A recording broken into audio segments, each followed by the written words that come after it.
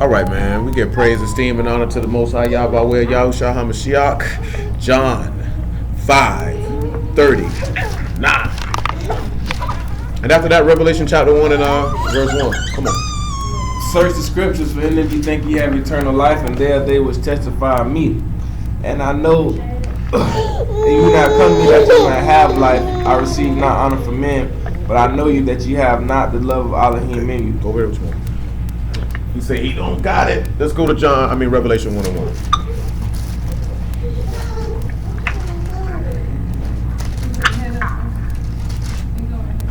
The revelation of Yahushua Mashiach, which Elohim gave unto him to show unto his servants things which must shortly come to pass. And he sent and signified it by his Malakim to his servant John, who bear record of the word of Elohim and of the testimony of Yahushua Mashiach and of all things that he saw.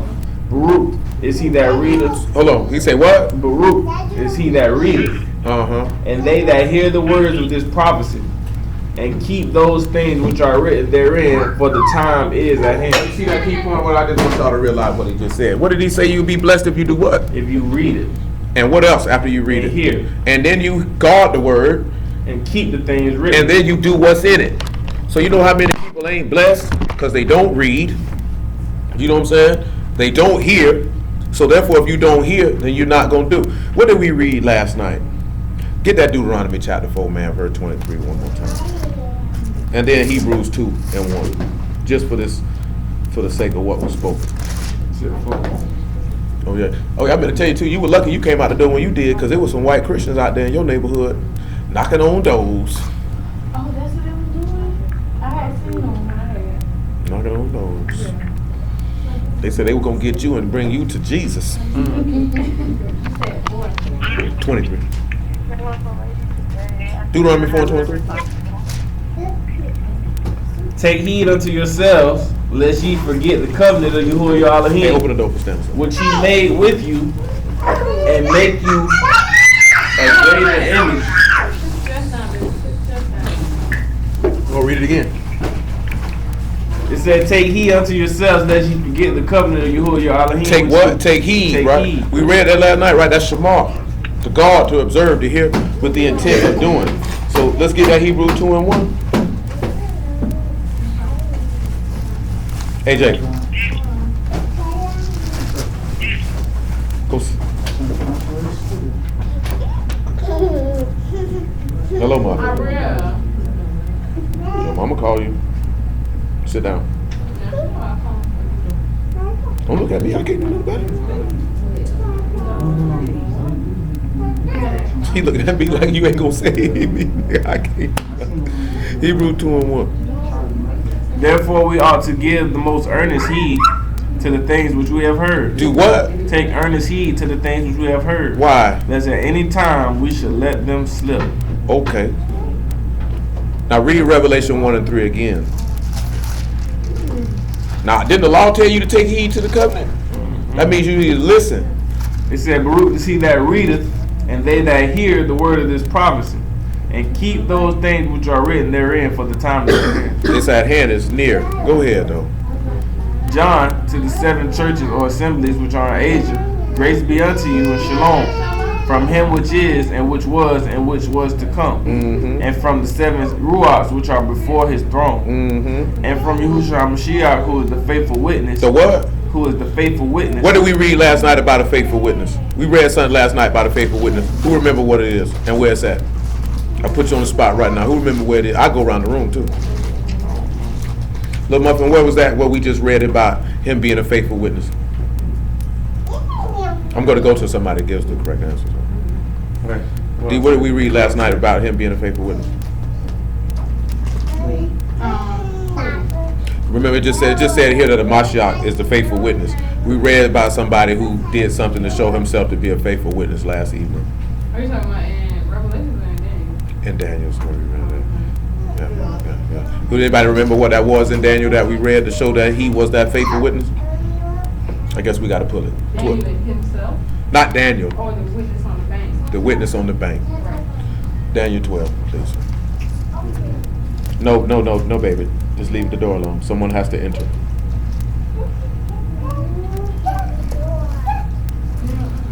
Fat man. You cannot escape. So he told him to come back. Daniel 12:7. We come right back to Revelation.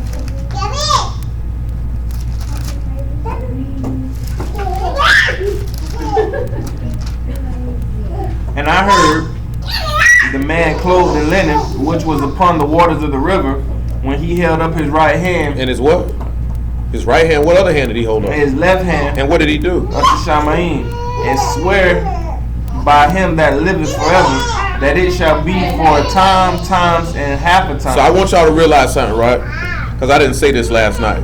He swore to Yah that the period that we would be in trouble would be for 3.5 years, so you can book that. And this is Hamashiach doing this. We showed y'all that last night. That's him on that bank. Do you know what I'm saying? Because he's telling the Malakim that the Malakim does not have knowledge of this information. That's why he's asking. Do you know what I'm saying? And you got to say, I seen a man clothed in linen. We read about it last night. Daniel was standing on the river Hiddekel on a bank, and he seen a man clothed in linen. He seen Hamashiach. Do you know what I'm saying? Remember, where is that river Hiddekel located at? Remember where it's at? It is it's the Garden of Eden. That's one of the 4 rivers in the Garden of Eden. He was in paradise. You know what I'm saying? Euphrates. You know what I'm saying? Look at it. You see it? He's like, who out there? What they doing? Where they going? Nevertheless, think about that. That man said, boom, boom. Get Matthew 5:32. Look what this man said about swearing, though. Watch out, fat man. Henry. Hey, Henry, you know my bike hurt. Hey, take it. Hey, eat trash. No.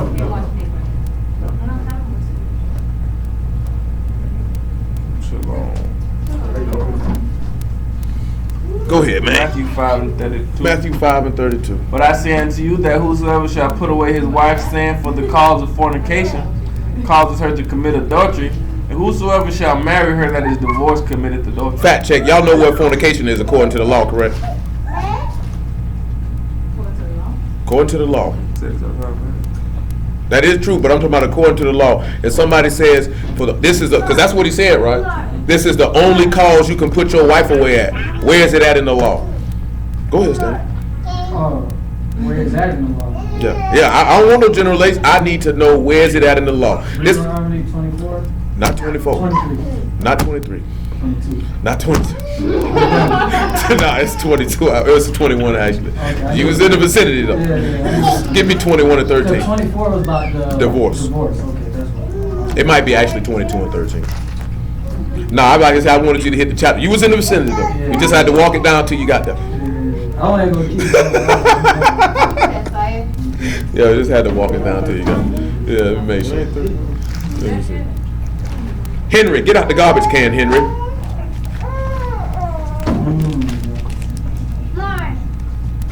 Yeah, it's 22 and 13. Go ahead. Read it, 22 and 13.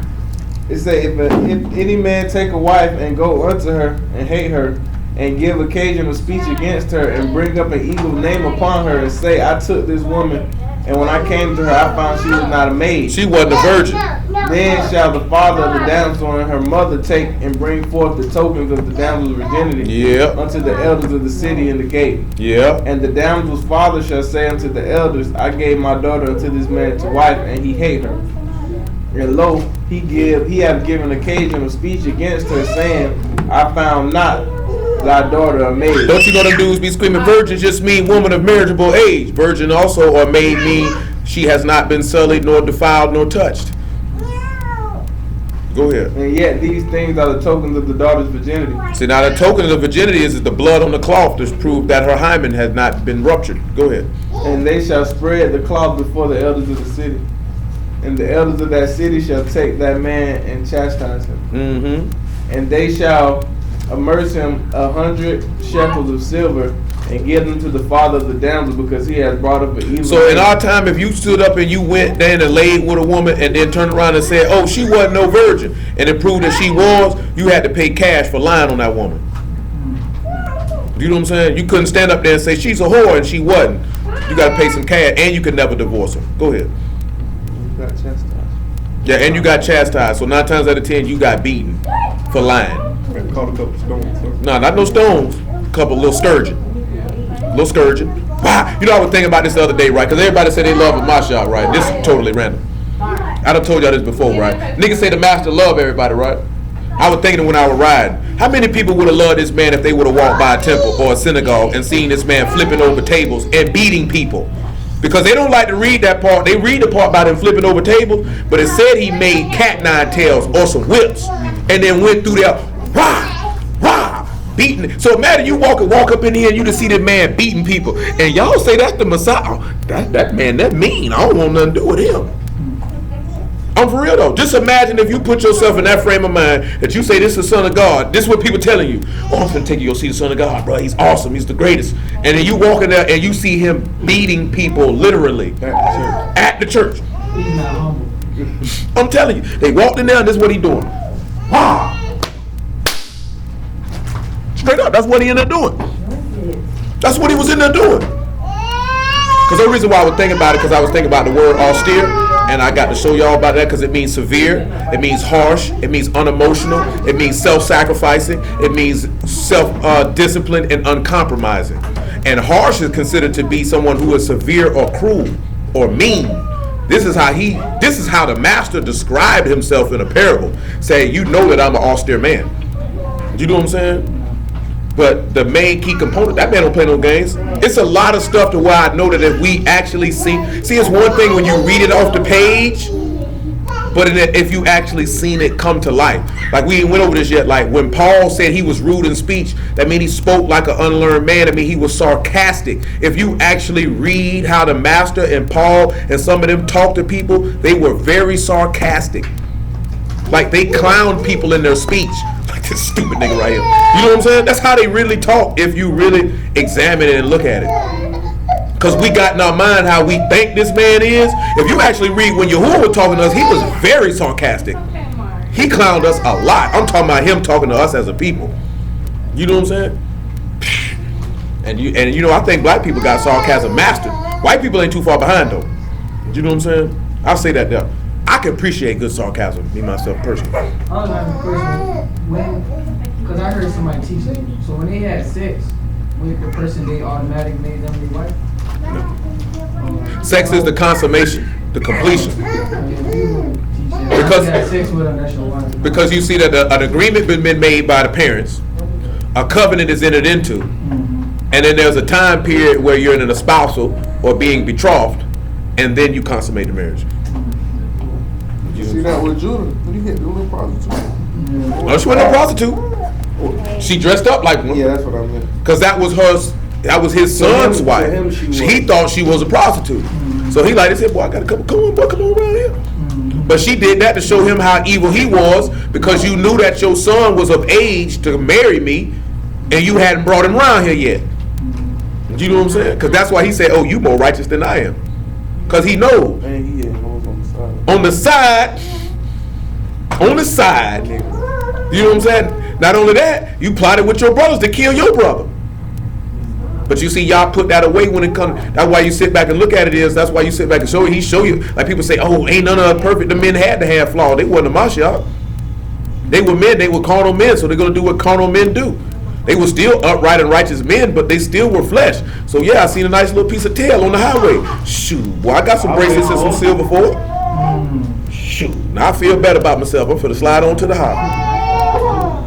That's why he told her, you more righteous than I am. Because number one, he wouldn't even talking about the fact that I just tricked. You know what I'm saying? He talking about the fact of the law says that when your son dies without having a child, that brother's supposed to raise up a seed to his brother, but the brother was too young. Then you said something about the master told them, if you put away your wife, that's fornication, because niggas was bucking just trying to get off. No, but see, that's the thing. That's what we getting into. He said that's the only reason you can divorce her. So that means that's in the beginning. See, people think that fornication mean adultery. He didn't say adultery. Adultery and fornication. If it was adultery, that's what he would have said. He didn't say adultery. And most people can't go in the law. You don't see nowhere in the law where he said you can put away somebody for adultery. He said if you find some manner of uncleanliness in her, which we finna read in Deuteronomy 24. Go ahead. We had 16:22. He said, the damsel's father should say to the elders, I gave my daughter to this man, and he hated her. Well, no, yeah. We had 19. He said, they shall immense him 100 shekels of silver and give him to the father of the damsel, because he has brought an evil name upon the virgin of Yasharel. And she shall be his wife. He may not put her away all his days. But if this thing be true, and the tokens of virginity be not found for the damsel, then they shall bring out the damsel to the door of her father's house, and the men in the city shall stone her with stones that she die, because she had wrought folly in Yasharel to play the whore in her father's house. So thou shalt put evil away from among you. See that what it is? So if you were found to have played the whore in your father's house, you got. Why you think Deuteronomy 24:1? Why you think Joseph was finna put Mary away? Because it said before they were living together, He found her to be pregnant. That means she had wrought She had done wrought folly. She done showed herself to be a whore in her father's house. Oh, I got to get rid of her. Yeah, he didn't want to make her public. Because she would have had to been stoned according to law. Go to the law. All day long. Then the Malak keep tightening up. He had to tell him, he said, whoa, be easy, baby. You ain't got to do all that. He said, hold on, baby. What you doing, baby?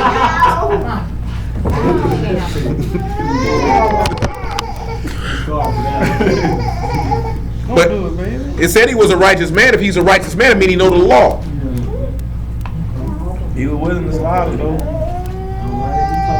Deuteronomy 24. I'm just saying y'all know the code. We done did it before, but y'all need to know that when he say except for fornication. So guess what that means? Ain't nobody can't put their wife away unless you entered into that espousal that she was a virgin.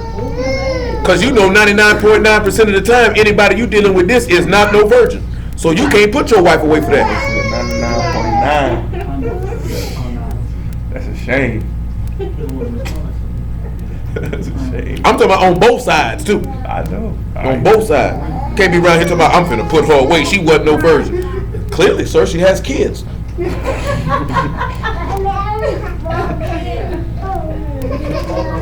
know what I'm saying? I think you knew that entering in.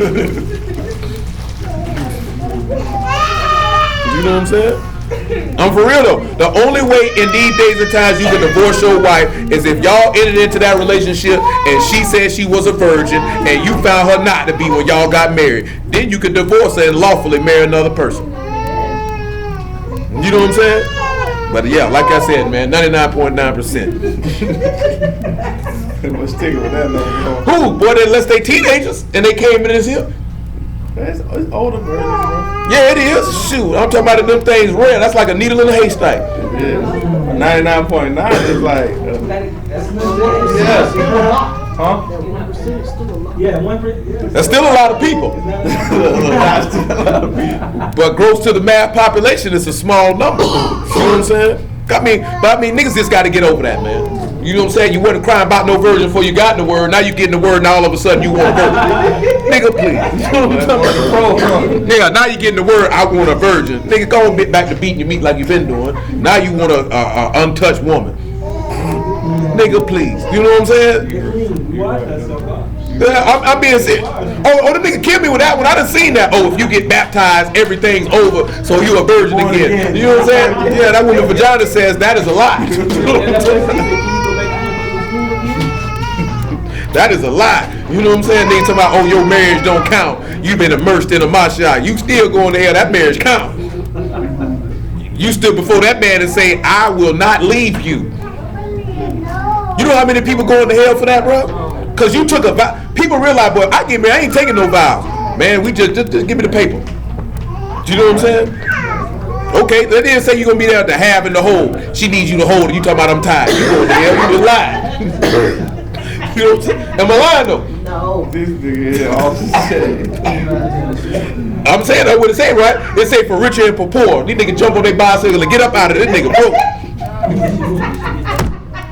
You going to hell, you lied. The reason why I'm saying this might sound funny, but you made a vow. You know what I'm saying? That means you swore that this is what you were going to do. Now I'm saying all that because we started when Hamashiach said in Revelation 1 he was a faithful witness.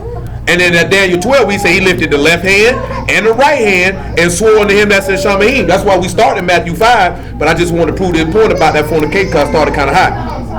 That man told you let your yea be yea and your nay be nay. So while it might sound funny, you got somebody say, I'm going to be with you for better or for worse. and then they peel out.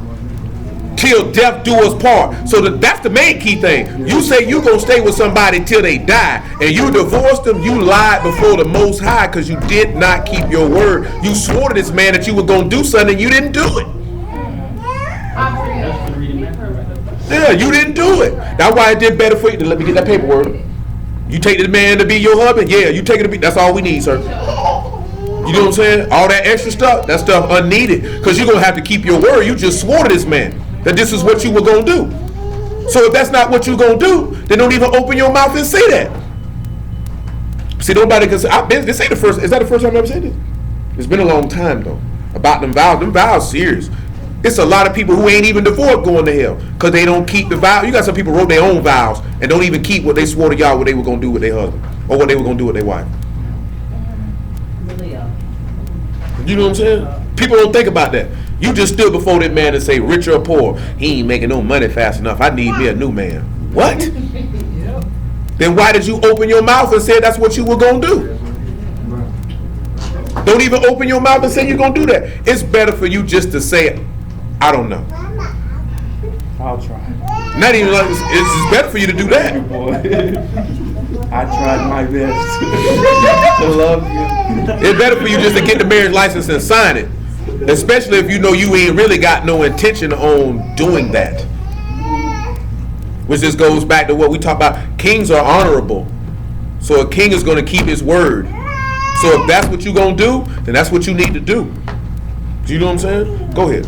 Deuteronomy 24:1. When a man have taken a wife and married her, and it comes to pass that she find no favor in his eyes because he has found some uncleanliness in her, then let him write her a bill of divorcement and give it to her in hand and send her out of his home. That's it. That's strictly fornication. That's what the law says. That's not our opinion. I done had dudes say that ain't what that mean. Okay, it ain't what it mean. Come on back to Matthew 5, man. You can't. Everybody always say you divorced. She committed adultery. That's not what it says. That man said fornication. He was clear. Well, fornication means sexual immorality. That's you, man. Go ahead and divorce her then, bro. And go ahead and marry you somebody else and then see how that works out for you. Because the law say, Yah said himself, he hate divorce. It's an abomination to him. So how you going to sit back and say that you could go do something that he finds abominable? And he says in his own word that nothing abominable will enter into the gate. So if you done divorce somebody and marry somebody else, you're abominable to him. You ain't sliding through. You ain't sliding through. So we're looking at uncleanliness, we're looking at just fornication. That's all he said. Because if you done took her and found some uncleanliness in her, what did you find in her? A little lasciviousness, a little fornication, a little evil eye, a little blasphemy. We found all that in Yasharah along with adultery. That's just reconciling what the master say, what come out of a man defile him and all the things that he mentioned. And all of those things was in this people. You got niggas say he never divorced us. That's what I was thinking about. So when they say he divorced us, what, we weren't virgins? Oh, clearly we weren't. He told you that in Ezekiel 16. He said, you're a whore. You opened your feet to everybody passed by. I know, but I'm saying we look at the staging of... We were supposed to be a virgin when he took you through the water. Exactly. You got to remember, though, you were worshiping other gods in Egypt. So clearly you weren't no virgin, so he couldn't put you away for that. Yeah. That's why I was trying to... Remember, he told you, put aside those other gods you served on the other side of the flood and serve Yah. Yeah. You had been laying with other men. Yeah. You been sullied, just defiled, just dirty. That's what I'm saying. So what he divorced us for, we was already dirty. You know what I'm saying? But he said any manner of uncleanliness. But you got to remember this, before the master came through, he let people divorce back then. He said he wrote that precept for the hardest of your hearts. Because if I don't write it, I got to kill all of y'all. I can't even let y'all live as a people. I got to murk you. Then I done broke my covenant to Abraham, Isaac, and Jacob. I can't bound to be no lie, so I got to cover myself. That's why Yosha came on the scene and died, because he was a husband. Yeah, so you could be, and that's why he resurrected, so you could be married back. But that's 2 Samuel 16 that devised the means for his banish to be returned unto him. He had to come up with a plan to take his wife back. Even though he put her away. He had to do something, because then He'd go against his own law. he would have lied to Abraham. And he ain't gonna lie. He ain't gonna be found to be no liar. People don't understand his plan. You know what I'm saying? Come over here to That's why niggas don't believe in the Testament, like stuff like that. Cause they stupid. They ain't supposed. What did we did read last night? Then we did read last night that said the Malak didn't even know what was going on. So that means these men ain't supposed to know. I keep telling y'all, right? Remember the word for chosen is basar, means elect, chosen for, or decided for. They're not supposed to know. See, right now we moving to this point to get y'all to understand this stuff ain't for everybody to know. They going the way he want them to go. If you walking the pathway to hell, that's the way he wants you to go. If he walking towards salvation, that's the way that he wants you to go. Everybody is going the way that they supposed to go. Everybody is with who they supposed to be with. You know what I'm saying? That's how the man operate. If he wants you to be with somebody who's going to be saved, that's where he going to direct you to. If he wants you to be with somebody who's going to hell, that's where he going to direct you to. You know what I'm saying? That's where you're going to go, and he going to give you a mind to believe everything that person is saying. You know what I'm saying? That's not my personal opinion. That's not my feelings. That's book. You know what I'm saying? If you meant to be saved, that man ain't finna. That man say, can't nobody pluck out of my hand what is mine. So it's not a force or demon in hell that can take down somebody that belongs to him. But if you ain't his, ain't nothing you can do to be made straight. You just gonna keep on going backwards. You're gonna be like, can't get right. No matter what you do, you can't get right. You know what I'm saying? Oh, it's the teacher fault. No, nigga, it's you. Oh, it's the book. There's something wrong with the word. It ain't true. Nah, nigga, it's you. Do you know what I'm saying? At the end of the day, it's going to come back to, nah, nigga, it's you. Do you know what I'm saying? You like to be evil. You like to be lustful. You like to be disobedient. And you're faithless and unbelieving. And hey, get your portion, man. Gasoline draws, my nigga. You know what I'm talking about? Kerosene jacket. You know what I'm talking about? Flammable socks. Because you on your way. I done told y'all before, you wonder why some people hear the word and they don't do nothing to them. And other people, they gone. Then you wonder why you hear some people get the word, I just can't seem to get this stuff together. It's the mind he gave. He can give you a mind where you thought you was on the right track and flip you over like a flapjack, just like that. Because why? Because you ain't took the more earnest heed to the things you heard, lest they slip. You didn't take heed and listen to a covenant. You're not blessed because you didn't read, you didn't hear, and you didn't do. See, it's a three-part component. You got to read it, you got to hear it, you got to do it. So if you read it and then you heard it, that means somebody preached it to you because you heard it, and faith come by hearing, and hearing come by the word, and therefore you do it, therefore you're blessed. You know how many people ain't blessed? You know how many people feel like, oh, I just hear, but you don't read. Okay, I read, but you don't do. You know what I'm saying? You got to do all three. All three leads to what? Ruach HaKadosh. That's what it leads to, because you're going to look at the final key points that we overlook. See, we look at, I ain't sinning, but your heart still ain't clean. Because you're still selfish, or you still got anger, you still got hate, or you malicious, or you irresponsible. All that type of stuff. He's not going to trust you with such a precious gift, and you got all this crap inside of you. Go ahead. Hello? What's going on, brother? Go ahead, man. Matthew 5, wherever you start. But new muffin is out of there. Can you see that? That's a muffin face. You know, I mean, that'd be a hard pill for many people to swallow. Hey, no, I was just thinking about that, bro. What that nigga just did? Like, Niggas be lined up ready to kill you off that. Yeah, I know that. Like, hey, Did I just tell you that? Mind, go to hell, and if you ain't chosen, hey, you just not chosen. Like, he'll put you who you want to be with to be saved. Like what you said. Like, That's book. people will think you a false prophet. Don't Romans 9 say? Hey, now I'm gonna give you honest.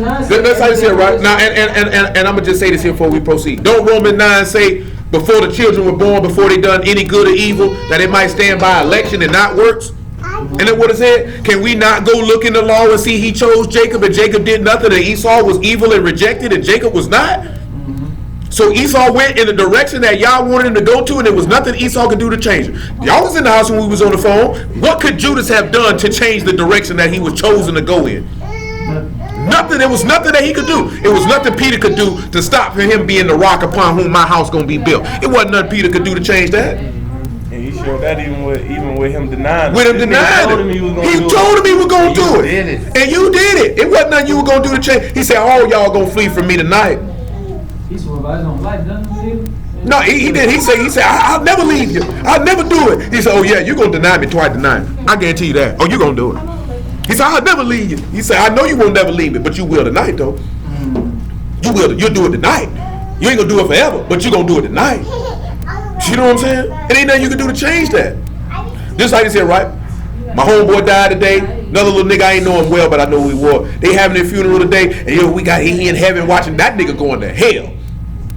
Do you know what I'm saying? Don't play them type of game. We was in the very library. My homeboy died. They were having the funeral. I said, oh man, Little Richie going to hell. Dang.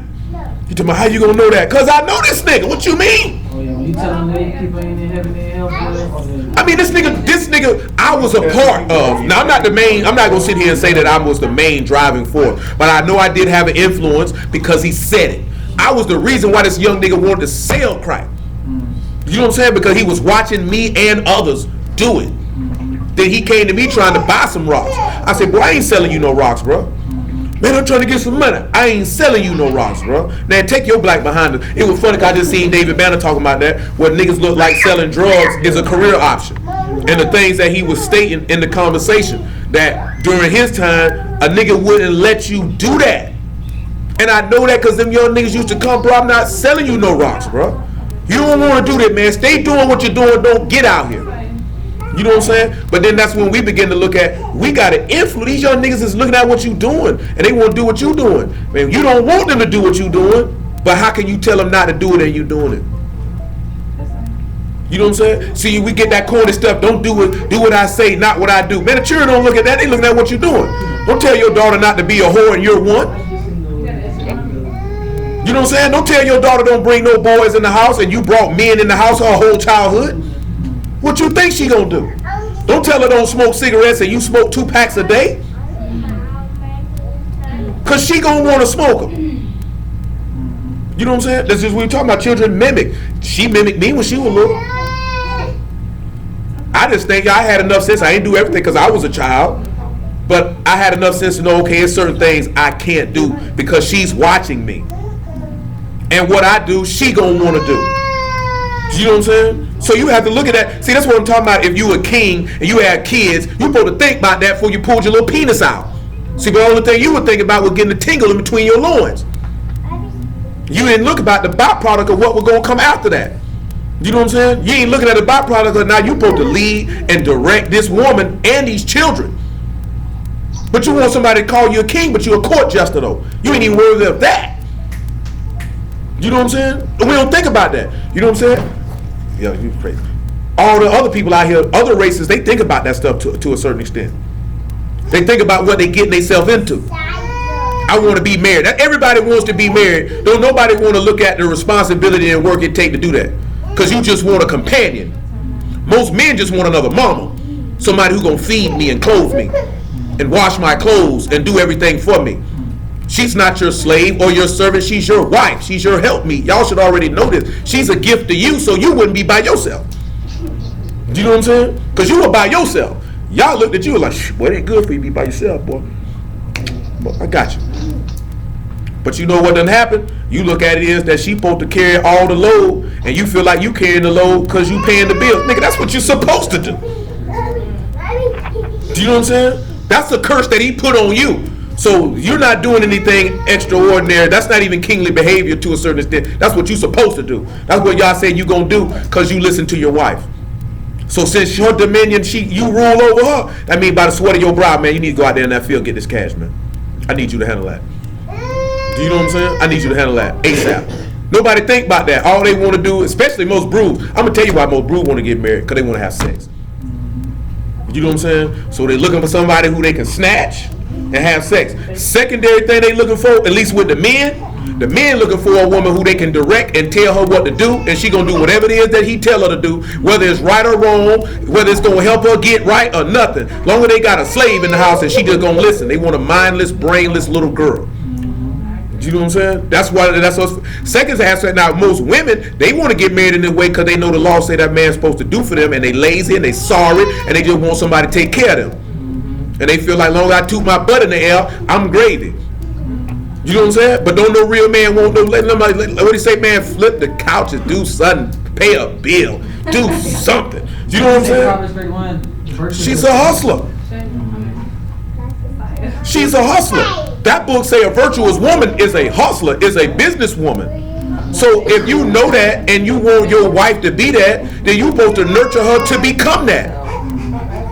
You know what I'm saying? You're supposed to acknowledge that. Or you're supposed to set something up to where she got something for her. Because you got to sit back and look at it, right? If that woman is sitting back depending on you and something happened to you, she's scarred. You know what I'm saying? Because you know what we end up forgetting? You know what men end up forgetting? That woman had moves and goals in her life before she met you. Now you done married her, and now it's like she got to put her whole life to the side for you. It ain't supposed to be like that. You supposed to sit back and look at, because I heard my nigga say this, because I think like this. I've always thought like this. So when I hear my nigga Dane say that, nigga, I started Rachel Roy for the specific purpose to get her straight. And for my daughters to see this. And I took a $2 million a year loss for several years until she was straight. You know what I'm saying? And then once she was straight, of course he was doing this stuff over here, but his main focus was to make sure my wife is straight. Because if my wife is straight, just take care of the whole house. How do you think that virtuous woman even had a vineyard to go plant in? Because that man had to invest to go get her one. How did she have the stuff to be able to do this here? How did she see land and consider it was good and bought it? Because this man had to be making moves to invest in her for her to go make that move. And to believe in her and push her to go do it. You know what I'm saying? We don't do that. Nigga, it's very rare you hear any Hebrew dude ask their wife, baby, what it is you trying to do? Because we got to make sure we got to wait for you to get some money outside of what I'm doing. Because you don't know what's going to happen to you. You know what I'm saying? You could get murdered, you could fall out, have a heart attack and die, and all she stuck is she been in the house taking care of your kids. You know what I'm saying? But then you know what niggas forget about? Them your kids too. That's not, nowhere in the book say that's her full job to take care of your children. You made them too, nigga. Go change the diaper. Go ahead. Same difference. Don't make no difference. They yours. They yours. If you look at it, if you marry a woman with children, you supposed to already have it in your mind. If you love her, you gotta take her. How could you love her and not love her children? No. You know what I'm saying? That's part of her. Nigga can't tell me if a nigga marry or mess with a chick and she got kids and they don't love her kid, he don't love her kid, he don't love her. You ain't finna tell me you love that woman, you don't love her kids. Cause they come from her. That's a piece of her. So how you don't love a piece of her? Alright, now say you in this situation where you do love the children, you know what I'm saying? Since they were born. Yeah. But like, say she's that type of person that would be like, when she get mad at you, oh, this your child, the one, you know what I'm saying, your biological child. But she'll say with the stepchildren, oh, even my kids, or like my kids type stuff. If you ain't married to him, get on your bicycle and flee. Flee. That ain't the type of woman you want. No real woman will open their mouth and say nothing like that. That's saying that's for a specific purpose to hurt. That's malicious. That's spiteful. Because you know you care. Because you know you care. That's evil. That ain't no woman like this here. No more babies, no wife, and no nothing. You know what I'm saying? If you're free, get gone. Get gone. Shit always use that. That's a character flaw. Major red flag. You know what I'm saying? That don't mean you ain't got to stop fooling with the kids. I don't fool with you though. You know what I'm saying? That's why sometimes we get a different. You ain't got to stop fooling with the kids. I don't fool with you though. Because like I said, that's sour right there, man. That's sour right there, man. That's just nasty. Let's go, cause we no, I mean it's relevant to what I'm finna lead to. You know what I'm saying? But I mean for real though, cause what he said, that real talk. Cause I know that'd be hurtful to me. Oh, they made them my kid. What? They wasn't my kid. They were my kid when I was buying this, that, and the third for them. You dirty. I'm talking about. If she do around the kids. You know what I'm saying? Now we gotta like I say, you about to make me. What they say? You about to make me lose my religion. Let me go outside and just get some help. Especially around the kids. That's dirty. You know what I'm saying? I don't like stuff like that. I don't like women like that. They ought to be spit in their face. Just like the words say. Maybe you'll learn some humility. I don't like stuff like that, man. Because there's very few. You got children, period. Whether they got a stepdaddy, a real daddy, a mentor. You got very few our kids that got anybody actually taking the time to show them that someone loves them and cares about them, is it invested in them. And then when you have somebody who doing it and you belittle them and minimize that, you ought to be drugged in the street and shot. Because that's hurting the child. That's also telling me you don't care nothing about this child. Do you know what I'm saying? So why do you even have them? We should Aaron Hernandez you. Just hang you. In the middle of the street like they used to do in the 1800s. Too early? She said it was too early. It ain't too early. They said he had a gay lover. It's not too early. No, right, like you said, right this. I feel like it was right on time. Only reason why I say this here because now she just saying for the joke. Only reason I say this here because if this nigga was a limp wrist, all my respect gone. A limp wrist. But I'm saying he was in that. He rolled in those circles, so I don't doubt that. No, I'm saying like now they like I said the man. They say the man say he killed Odin Lloyd because Odin Lloyd know he was switch hitting, which make a lot of sense. What reason did he have to kill him for? In the position that he was in a very good position in life to throw that all away. But I mean, it's a lot of NFL players that are punks. It's a lot of NBA players that are punks. It's a lot of entertainers that are punks. Right, that's why I don't not doubt it. I can't believe no, he wasn't gay. I can't really Yeah, I can't put that Pat big burly nigga, them big old 6'6", 250-pound niggas I seen up the road talking about I was a lady. What? Oh, indeed. Got Tracy Morgan around here. How you agree to play that? That's not funny. Yeah. No, he just the one that's popped in my head because he had his shirt tied in a knot. And...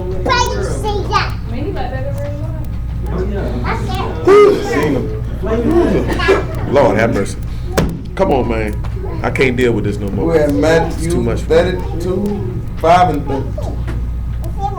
3:31. It say, it has been said, whoever shall put away his wife, let him give her a writing or bill of divorce. But I say unto you, that wife saying for the cause of fornication calls her to commit adultery. And whosoever shall marry her that is divorced committeth adultery. Again, ye have heard. You know, that's a hard one because many people won't tell people that. If you've been married and you divorced and your spouse is still living, you are committing adultery. You know what I'm saying? And whoever you married, now you have caused them to commit adultery. That's why I would tell every last one of y'all, if you plan on getting married, you might want to fact check. Might want to run their name, make sure. They're supposed to do that when you go get a married, make sure you're not currently married to somebody else. But you might not find out if they divorced or not. Fact check. Better get a fact check.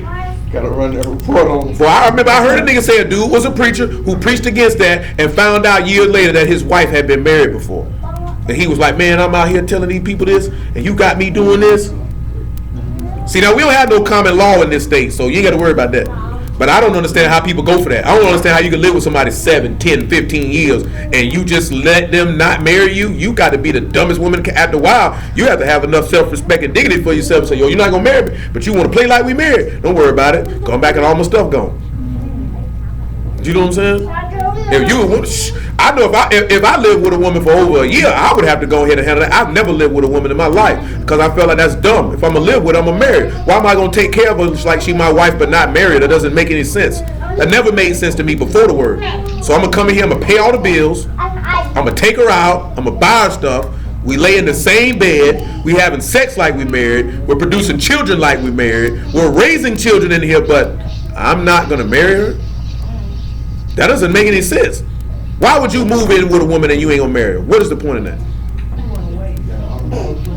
Then you should wait at your house and she waits at her house. You're offensive, though. You know what I'm saying? That's the bottom line. If you want to wait, then you need to stay at your house and she need to stay at hers. You know what I'm saying? When you ready, then you go ahead and say, let's move in together. Don't take on adult, I didn't even say adult, don't take on man responsibilities and then don't want to be a man. You know what I'm saying? Because that's a man, getting married is a manly responsibility. So you want to play man but be a little boy. That's what our people like to do. Because I got to tell you, right, anytime we talk about what a women got to do, niggas be like this here. Yeah, you heard that girl? Go to talk about what a man got to do, nigga like this here. Man, shoot, that nigga talking crazy. You know what I'm saying? How nigga talking crazy, but it's all good. You want a woman to be a woman, but now it's wrong that someone expects you to be a man. You know what I'm saying? If you're going to be a man, then do what a man do. Don't be sitting around here playing with that woman like that. And if a woman was to allow a nigga to jump up and down at her and they ain't married, she's stupid. She's stupid. You know what I'm saying? Because he doesn't have any impetus to marry you because you let him play house. Then guess what happens when that woman say shop closed with no logo? So you tripping. You tripping. You tripping. We going backwards. See, you know what I'm saying? You know what I'm saying? That's what a nigga like to do when she finally say, you know what? I ain't finna let the nigga keep doing me like this here. I love myself. I respect myself. Nigga, this is what you gonna do. See, baby, you tripping. See, I don't know who you been talking to. What you mean who I've been talking to my brain? Nigga, I see I'm an idiot. I'm correcting that. And clearly I was involved with an idiot. Do you know what I'm saying? So I need to go. You know what I'm talking about? Not like to say she be tripping, bro. You know what I'm saying? No, nigga, you be tripping. You be tripping. And you know what be the word part is? Niggas hang with other little boys, so ain't nobody gonna tell them, bro, you need to tighten up. Boys club. You know what I'm saying? Little boys club. You need to tighten up. Cause you know niggas good for that when they're, yeah, bro, she might be tripping. No, nigga, you slacking, nigga. Tighten up. You know what I'm saying? Nigga, men don't do that. You want that woman to be content with you being a little boy. You know what I'm talking about? And ain't none of your homeboy gonna tell you, nah, bro, you need to tighten. You know the word part is, don't nobody look at a nigga and tell you, you know you had a good woman, bro. You need to tighten up. Need to tighten up. Oh, no, man, she just be tripping. Yeah, I hear you, my nigga. She be tripping, bro. Yeah, she just wants you to be a man. She's really tripping. What you want to do? Hang out your homeboy playing video games all day long. You know what I'm saying? Messing with You know, I know dudes that had soldiers and lost them for messing with scallywags. Real live whores. You know what I'm saying? Nothing women. Women ain't gonna help you get nowhere. Yeah. Hello?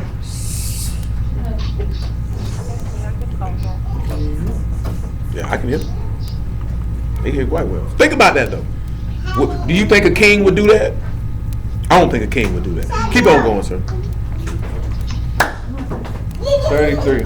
Again, ye have heard it says, you have heard that it hath been said by them of old time, thou shalt not forswear thyself, but thou shalt perform unto the master thine oath. Thine oath. But I say unto you, swear not at all, neither by Shamaim, for it is Elohim's throne, nor by earth, for it is his footstool, neither by Yerushalayim, for it is the city of the great king. Why? Go ahead. Neither shalt thou swear by the head, because thou canst not make one hair white or black. But let your communication be yea, nay, nay, for whatsoever more than these cometh to be. You know, I seen a Tyrese interview where he said, I swear to God. Dude say, why you gotta say swear to God? He said, because I'm telling the truth. Niggas swear that when I swear on my mama. I swear on my kids. I swear on my grandma's grave. Nigga, that don't mean you telling the truth, nigga. Niggas lie every day. Niggas live lies. Mm-hmm. You know what I'm saying? Talk about telling a lie. You got niggas who live lies. Their whole life is a lie. You know what I'm talking about? Well, I done seen niggas swear they were the hardest nigga walking. Nigga, this nigga soft as drugstore cotton. I'm talking about ain't gonna sell nothing, ain't gonna kill nothing, watch nothing be killed.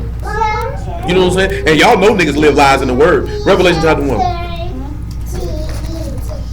TV time. Oh my goodness. You alright, baby? What she did? She hit her head on the chair. So now she can't move. She not strong. Her pride hurt. Quite dry. Her pride hurt. Quite dry still. She said, y'all just watch me hit my head. Pride hurt a little bit. Still love you. And no, but she got stuck too. She couldn't move. That didn't help. That's that worst when you injure yourself and now I can't move. Nobody coming to help me. They just looking at me. I thought you people loved me. We do love you. Never. I know them Asian people don't love when she come around. Water. You thirsty? It's a water fountain. Ignorance means you don't know. We're quite aware that we know that you've been kicking rocks. Go ahead. We have verse. Just give him from. It say, John to the seven assemblies that are aged, grace be unto you and shalom from him which is and which was and which is to come, and from the seven ruachs that come before his throne, and from Yahushua HaMashiach, who is the faithful witness. That's why we were looking at it, show how he the faithful witness. Go ahead. Those seven rules, those seven synagogues, where they at to the day? That's the spirit. They were in Asia Minor. I'm saying, is he still present? No. Them seven ruachs is, but those just the seven synagogues in Asia Minor. They good and gone now though. Yeah. Well, yeah, that's Asia Minor. Go ahead. All right. It says, he is the faithful witness and the first begotten of the dead. The first begotten of the dead. And the prince of the kings of the earth. He's the ruler of all the kings of the earth. Unto him that loved us and washed us from our sin in his own blood. And did what after that? And have made us kings. Made us what? Kings. Oh, man. And priests. Well, let's look at Deuteronomy 17. Malia, she's opening the door. You might want to step to the left there. Well, it's not. She in the master, so but that would make her Malak, so to speak. But in this instance, though, she's talking about the man. So he said that his blood made you a king. So then we would need to look at attributes of a king, now wouldn't we? When we need to do that? Deuteronomy 17 and 14. And I'm going to look at his fourth. Matter of fact, well, I'll do it in a minute. Because we're going to look at dominion or rule. You know what I'm saying? Matter of fact, let me pull the word up real quick. Dang, I got a lot of notifications. I haven't looked on Zoom. Just ain't had the time. I ain't been focused on that. Focused on something else. Sorry, I would like for you to leave my slide alone, ma'am. Just simply king or someone royal. Now, when you hear royalty, what do y'all think of when you hear royalty? Someone who's honorable. What y'all think of when you hear royalty? Anybody else? When you hear royalty, what's just the first thing come to your mind? When you hear something royal, what's the first thing come to your mind? Precious, okay. Anybody else? We got Stanley and Will. Anybody else want to participate? Oh, We'll catch that though, Mom.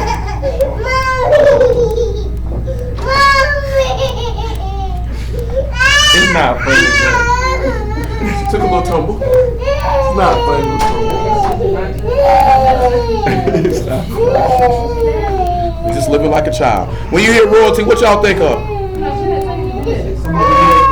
Someone to be respected. Anybody else? Anybody got anything else? When you hear royal, what's the first thing come to your mind? When you hear royalty, what's the first thing come to your mind? What do you think about? Is it royalty? A man with a crown. Man with a crown. Let's say kings and queens. Anybody else? Be careful, little mama. Somebody in power. Yeah, I was gonna say it. All those things will be correct. Sorry, sit on your bottom. Let's go. Read that. Which one is Malak? The one on top. Sit down. Use that dark. What's this first character we got up there on the top of everybody? We got that. That's chaos, right? And what else we got? Blood. Blood and water. Blood and water. That's what we want about it. Because then we just read about the blood making you a king. That's how I'm saying. And then what we got to say? You know what that is. Well, you know what the Lamar do, right? So it's going to teach you. And what's the last one? We know what that is, right? We just talked about that, didn't we? The hand and the feet. The palm of the hand and the sole of the feet. That's an interesting gesture. Yeah. So when we look at this sentence, what would be the proper sentence we would get for that? What's the proper way we would formulate a sentence from these three things? Will we sit back and look at through the blood that comes from the hand and the feet will teach? So then when we look at that, what we just read in Revelation chapter 1. Put that on there so they can realize. His blood, He made you king. So this man's blood is going to teach you what? How to be a king. But in order to be a king, what would you have to do? You have to die with him. So what's the first element that we're looking at of what it's telling us a king really does? submit. Self-sacrifice.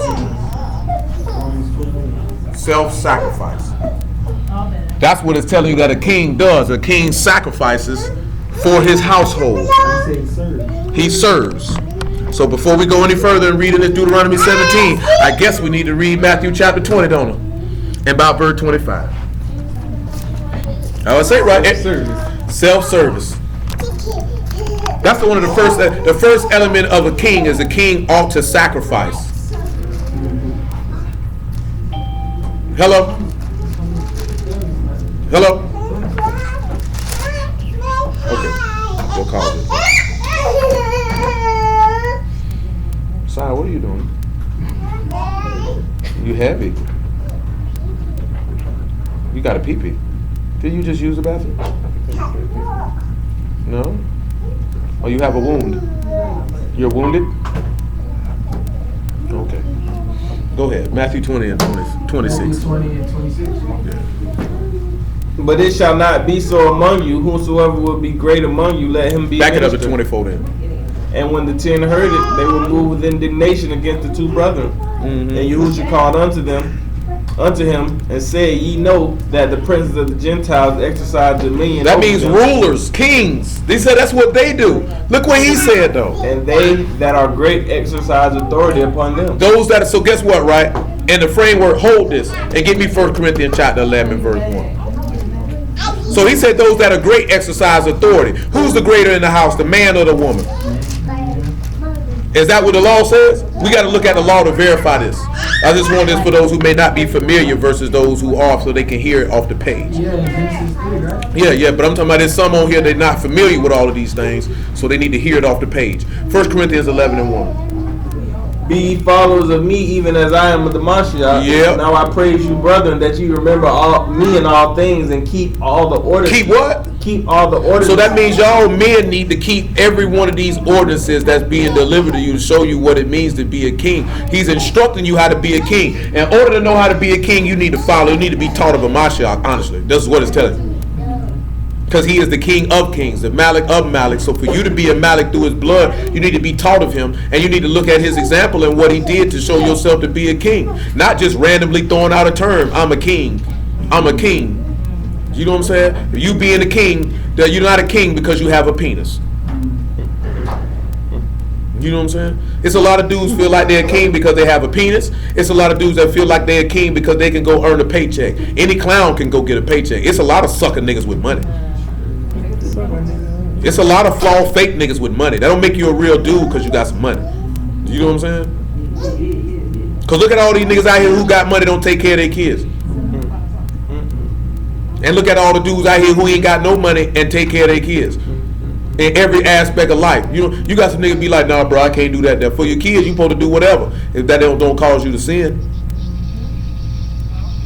You know what I'm saying? It don't matter what it is. Why? What you worry about? I done told this was talking about this other day. I put it this way: you got a wife, right? You got kids, right? How you chilling and they ain't straight? How could you go to sleep at night and be comfortable with that? How could you wake up and be like, you know what, my old lady ain't straight, but oh well, I'm gonna go chill. Are you serious? Do you know what I'm saying? What king you know gonna be straight and his dominion ain't straight? He gonna go hard till his dominion straight. Then he'll chill. What am I chilling for? That's what this man taught. Was this man around here chilling till his dominion was straight? That ain't what he taught you. Now let's look at him what he see what the man say. Go ahead. He said, but I will have you know that the head of every man is the Mashiach, and the head of the woman is man, and the head of the Mashiach is Elohim. So that means that he is the head of you. So you're supposed to be the head of this woman or the director or have the rule and dominion over this household. So if you got rule and dominion over this household, and there's certain things that you're supposed to do. You know what I'm saying? You supposed to, let's go to Genesis chapter 3. Now we talked about this before, right? Adam made a conscious decision to die for Eve. He didn't have to do it. He didn't have to do that. So he chose to sacrifice for his wife. He felt it was more important to serve his wife and the giving up of his life than it was to say, let me get a new one because she disobeyed. You know what I'm saying? So again, we're coming at a king. The first level of being a king is being a servant and sacrificing. If you're not willing to serve and to sacrifice, then you're not fit to be a king, which means you're not fit to be a husband, which means you're not even fit to be a father. Because you ain't even learned that principle. That's the number one principle you got to learn. A woman is not supposed to learn to sacrifice and to serve for that cause. That's her nature. She's a nurturer. She's a helpmeet. So her nature is to assist and to aid. Do you know what I'm saying? Go ahead. So y'all can keep that in mind. She is a circler, a aid, a help, and a relief. Not your slave, not your servant, not your personal cook, not your personal maid. Do you know what I'm saying? Those things are a part of her job as a virtuous woman. But as a man, you're supposed to recognize that you can pick up some of that load because you're a man. Go ahead. Genesis 3:17. It said, and unto Adam he said, 16 or 15. It said, and I will put enmity between the woman, thee and the woman, and between thy seed and her seed. The reason why we reading this here because I seen a sister and she means well. She was like, it shouldn't be no more division in Israel, because she was getting upset with dudes calling those who follow Hamashiach an idolater. Now, how many of y'all would be offended if someone calls you an idolater? Why would you not be offended according to the text? Indeed, it's not. But I'm talking about with them calling you a nigga. According to the text, according to the words of the master, why would you not be offended? Said if they give you tribulation or something like that, they gonna give it to you. They persecute me, they gonna persecute you. He did say that. It said something else a little bit more specific. He did say that, and that is correct. Give me Luke 6:22 real quick.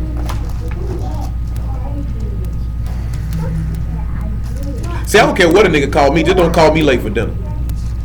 Sure. So I guess That nigga drunk. this junk was weak. That's something we used to say all the time when we were young. It takes a little bit more paramount now, because you definitely don't want to be late for that meal. You said Luke 6 what? And 22.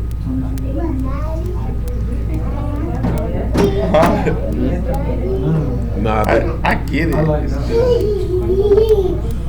she know that we say this all the time, especially when we were young. Me and Fat Boy say it all the time. I got it from him.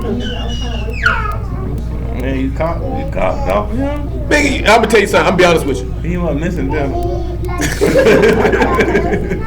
I'm gonna be honest with you, right? And this is what happened. You end up becoming like the 5 to 10 people that you spend the most time with. You know what I'm saying? You end up becoming. You usually end up co-opting their slang, their mannerisms, all of that. That's why people say if you want to be a millionaire, hang out with millionaires. That's why I told you. Cause I like that 50 interview. He said my grandfather said. You know what I'm saying? He said you only gonna be as successful as the people that you talk to for no reason. He said, in other words, what you gonna gain from talking to a nigga who ain't got nothing going on? What can you learn from him in the course of the conversation? What can he teach you? You know what I'm saying? So if you running with niggas that sell drugs all day, guess what you gonna end up becoming? Sorry. In the trash. The term is birds of a feather flock together, but you end up becoming like the people you spend time with. You spend time with sinners, I guarantee you will become a sinner. You spend time with idiots, you will become an idiot. You know what I'm saying? You run with phony people, either you already phony or you gonna become it. Do you know what I'm saying? Because if you're an authentic person, you're not gonna want to be around phony people too long. It's gonna disgust you, and you're gonna separate yourself. If you're a righteous person, you're not gonna want to be around sinners too long because their behavior, not them, their behavior will disgust you. You got to be able to know the difference. It's not them per se; it's their behavior. When we were young, we used to tell people all the time, I don't have a problem with you. I got a problem with your ways. Know the difference. You know what I'm saying? I don't have a problem with you. I don't like what you do. There's nobody in my life that I've encountered where I can say, I genuinely say, I don't like you, except the police. I don't like the police. I don't care who they are. You know what I'm saying? Which is crazy because my dad is a police officer, and I don't like them. I know I ain't tell y'all this police pulled me the other day. I want to spit in his face. Because he insulted my intelligence. I'm going to tell you something, right? You could disrespect me. You could call me names. You could say false, evil things about me. I don't care about none of that. Don't never insult my intelligence, though. Because now I feel like you tried my manhood. To me, that's almost akin to try to take my booty hole. Because my manhood is that's my man. My intelligence is my manhood. You know what I'm saying? I'm dead serious, though. Because if you try to take a man booty hole, you try to take his manhood. So if I'm a man and you insult my intelligence, you just size my manhood. That's what the police did? Yeah, he disrespected my intelligence. Oh, this cracker walk up to my car talking about, do you know your headlights out? Cracker, my car running. You see that? Then guess what he do? Do you got your high beams on? And hit the high beams like this here plant. So then you're going to take it even further by playing with my intelligence. Because I didn't, when they pull you over, you're supposed to cut your car. I left my car on. You're supposed to cut your radio down. Luckily, I didn't turn it up. Do you know what I'm saying? For real, I told you I had part 2 planned. You know what I'm saying? So then he asked me, you ever been to jail? You already know I've been to jail. Because you ran my name before you pulled me over. You know what I'm saying? Then you try me, talking about, do I know my headlights out? Both of us sitting here looking, I'm like, bro, I'm looking right at him, your headlights is on. What do you mean? Got your high beams on? Maybe you're high. I say, man, this cracker here, man. Golly. You know what I'm saying? Oh, no, I mean, he ain't gonna see. Let me tell you something, man. I am a criminal. I can remain calm under pressure when the police pull me over. That's nothing. That man didn't know that I wanted to jump out and punch him in his face, then spit on him and slap him with his own pistol. Do you know what I'm saying?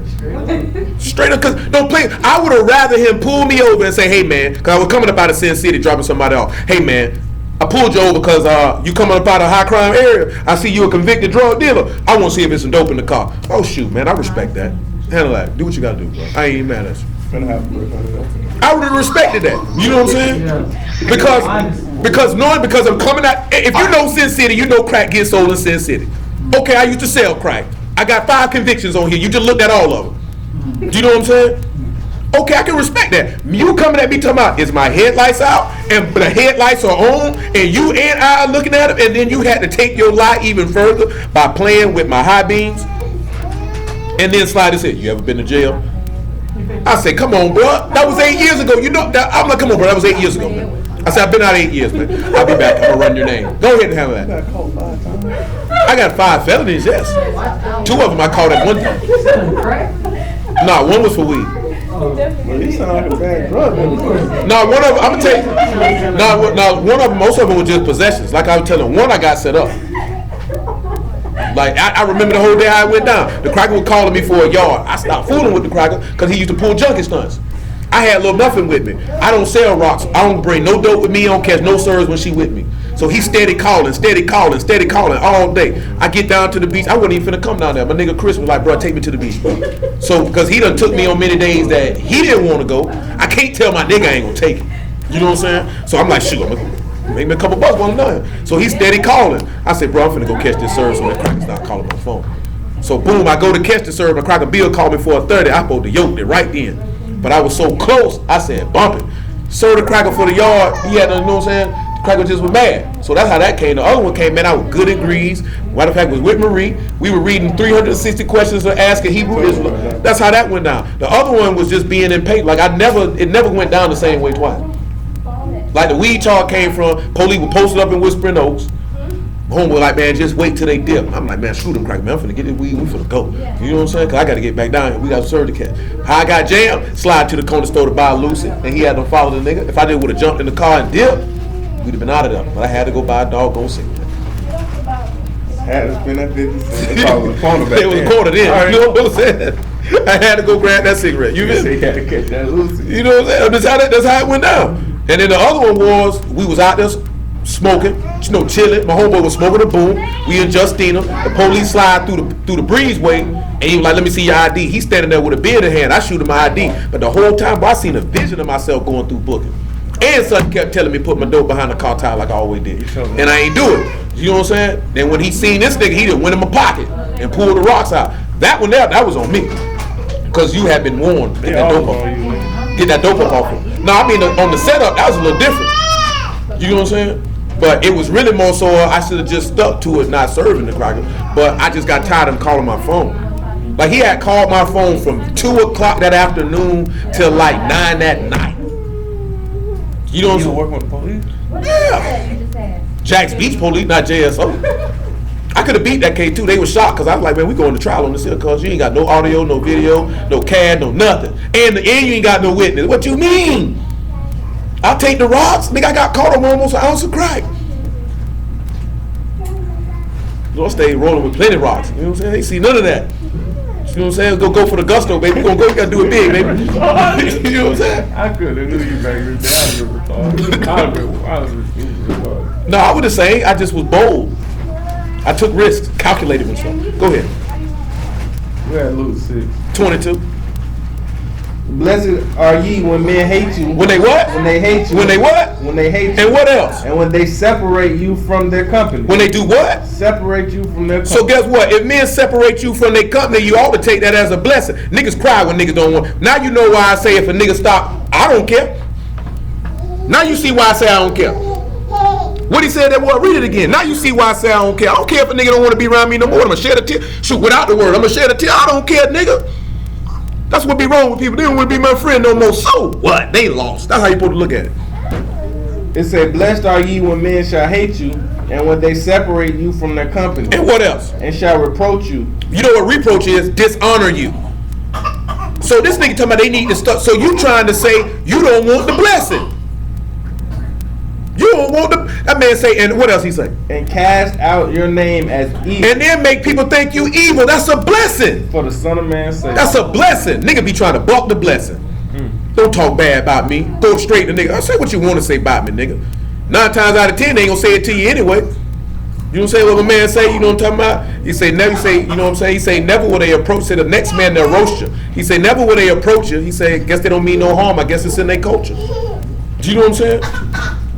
Cause I guarantee you there's a lot of stuff they say about a Mashiach, you know they ain't say it to her face. But everybody thought he was evil though. Ain't none of them say it to him though. You ain't see him say, don't call me Beelzebub. You ain't see him say that. That nigga say, shit. If I cast devils out by Beelzebub, then Satan divided against Satan. That's what he told him. Matter of fact, they called him Beelzebub. He got slick out the mouth on him. That's why he my nigga. That's why I rock with him. If you really pay attention how he talked to people and how he dealt with, I'm talking about flawed niggas. Not the people. You know what I'm saying? Not the regular people. No, the people that so The people who sized him. Oh, he used to crash them niggas. Do you know what I'm saying? You gotta love it. If you got any bit of realness in you, you gotta love how he talk to people. That's how you know. I was a soldier. I was a real dude. You know what I'm saying? He walk around the way, oh, look at that nigga there.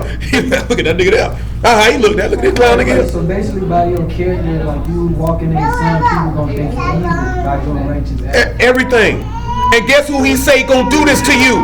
Your own kind. Not no. What a sinner gonna call you evil for? They don't care. They evil. What a sinner gonna cast your name? I'm talking about when we say sinners, I'm talking about heathens, which meaning people outside the covenant, strangers and aliens to the commonwealth of Yasharal. Why would they talk about you like that? Why would they separate themselves? A heathen wouldn't be in your company in the first place. So it's people who claim to serve your God, they the ones gonna separate themselves from you. So if they do that, that man say, you're blessed. You gotta ask yourself, you been in the word, ain't nobody cut themselves off from you? You might not be doing what you're supposed to be doing. Do you know what I'm saying? You might not be doing what you're supposed to be doing. Because if you doing what you're supposed to be doing, niggas gonna separate themselves from you. They gonna reproach you. They gonna cast your name as evil. He said rejoice. Read what he tell you why he said you ought to rejoice. Rejoice ye in that day. In that day, why? And leap for joy. Leap for joy. For behold, your reward is great in Shamayim. Woo! For in the like manner did their fathers unto the prophets. Woo! But woe unto you that are rich, for you have That's received good. your consolation. Did you see what that man said? Another place, that man said your name written in Shamayim. Oh, that means yours was written in the book of the life of the Lamb from the foundation of the world, which means my members were written in the book before they was made. You were supposed to go through that. Do you know what I'm saying? But you know what Hebrews want? Everybody to like them. Who need to unify and be cool? I ain't unifying with nobody. I ain't got to be cool with nobody. For what? That man said, we didn't read the verse. He said, woe unto you when all men speak well of you. Because so did their fathers to the false prophets. Why? Isaiah 30. Screw it. Isaiah 31. What we were holding for that? Speak to smooth. Smooth, huh? Yeah. Go back. We did hold Corinthians with the Genesis for that. Yeah, Genesis. Yeah, we holding Genesis chapter 3. Thank you, sir. You know my mind getting bad, man. I think that weed catching up with me. It's 20 years deep, man. Heavy consumption. It's catching up. Kill him. I thought they was alive. They say, yeah, nigga, you done got older. We dead. We been dead. Say even Yahushua can't resurrect these, boy. They done. Bet you won't smoke another one. People ask me that. What you doing for 420? Nothing. Don't smoke that. Oh, I could believe it. I could believe it. No, they was regular people though. I'm like, I don't smoke. Oh, Isaiah. I mean, I can understand most people think a nigga smoke. 30 and 1. 30 and 1. 30 and 1. 30 and 1. Woe to the rebellious children, says Yahuwah. Destruction to sinners that take counsel, but not of me. Whoa, take what? They take counsel, but not of me. So you get a recommended course of action, not from him. So if you get a recommended course of action, I mean you're going to get advice from his preachers. Because you are definitely not going directly to y'all to get it. Go ahead. And that cover with the covering, but not of my ruach. So now you're trying to cover yourself in sin. You're trying to do what Adam and Eve did and grab a fig leaf. That they may add sin to sin. So you can add sin to sin. Put your shirts down. Put your shirts down. I don't want to see y'all bellies. Go ahead. They ready you to bow. That walk to go down to Mizraim and have not asked at my mouth. They ain't asked at my mouth. To strengthen themselves in the strength of Pharaoh. You rather strengthen yourself in a sinner. And the trust in the shadow of Egypt. Go to verse 7. We don't want to read all that. For the Egyptians shall help in vain and to no purpose. A sinner ain't gonna got no purpose and is worthless. Therefore I have cried concerning this. I cried. Their strength is to sit still. To watch. Now go. Go. Write it before them in the table. In a what? And note it in a book. Oh man. Why do Israelites always say we ain't had no books? They had a personal relationship with the Father. It was written on their heart. Don't be no nigga. They had scrolls. They had books. I don't know where niggas get that from. Why? Because the white man said he made a printing press during the Renaissance era, and that's when everybody began to read. We give white people too much credit. I ain't gonna tell you that. You know what I'm saying? Too much. Now, don't get me wrong. The printing press allowed books to be mass produced. People had scrolls and things to read off. It just wasn't mass produced. You had to go holler. You had to go holler at the person who had it. But I will say this with Hebrews, though, we were commanded to have scrolls. Now, did everybody have one? That I cannot say, but they were supposed to have one. And then we kept record keeping like Yeah. shekels. Yeah, we Got didn't accounting. Yeah, we didn't operate like that. Ain't nobody to my man. I gotta go to the temple and holler at the priest. I gotta holler at the Kohen to get the word. No, you got that to the house, but go ahead. It said, now go right before them in the table and note it in the book, that it may be for the time to come forever and ever. That this is a rebellion people. A rebellious people. Lying children. Lying children. Children that will not hear the law of Yahuwah. They won't hear the word. Which say to the seers, see not.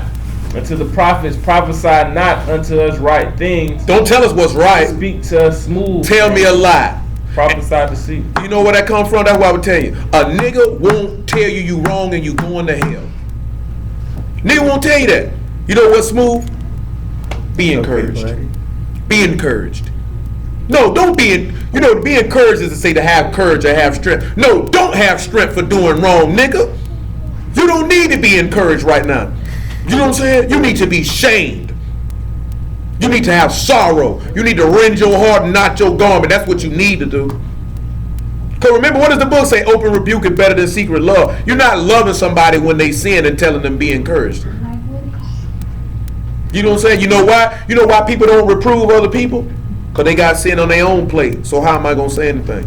I'm just as wicked as you are. Come on back to Genesis chapter 3. Verse 15. That's why I was telling you earlier, Alicia. You're going to see that there more and more though.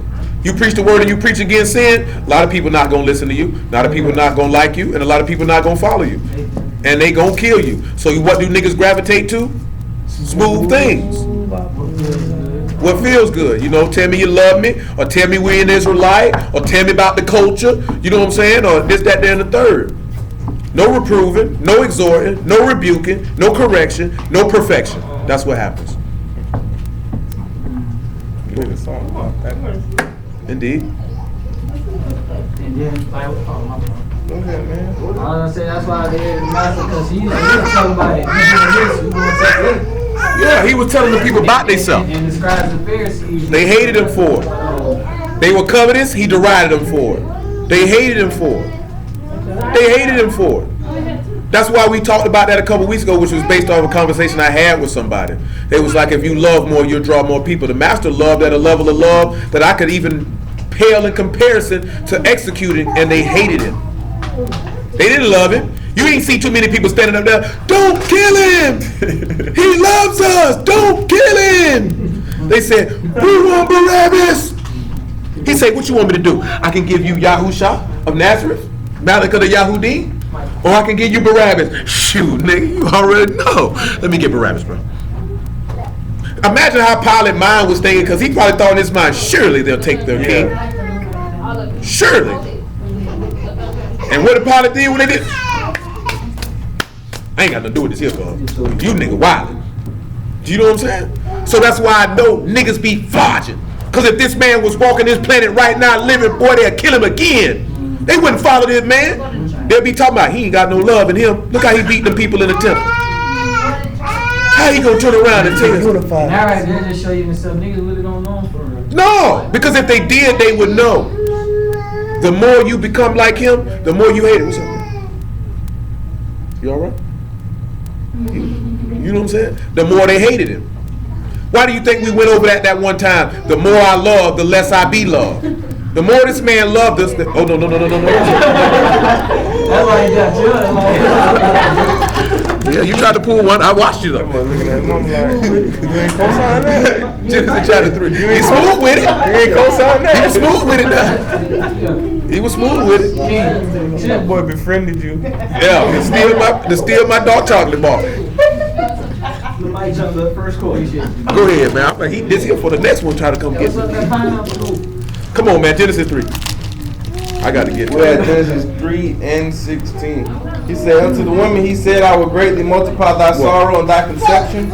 In sorrow thou shalt bring forth children, and thy desire shall be to thy husband, and he shall rule over thee. Mm-hmm. And unto Adam he said, because thou hast hearkened unto the voice of thy wife, and hast eaten of the tree of which I commanded thee, saying, thou shalt not eat of it. Cursed is the ground that for thy sake, in sorrow shalt thou eat of it all the days of thy life.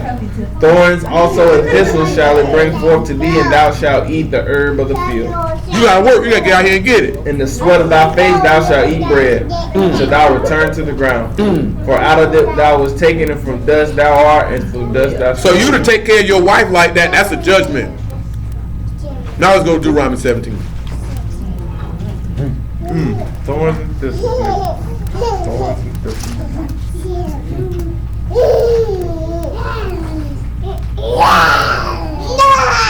Hey, I kind of started that up on me.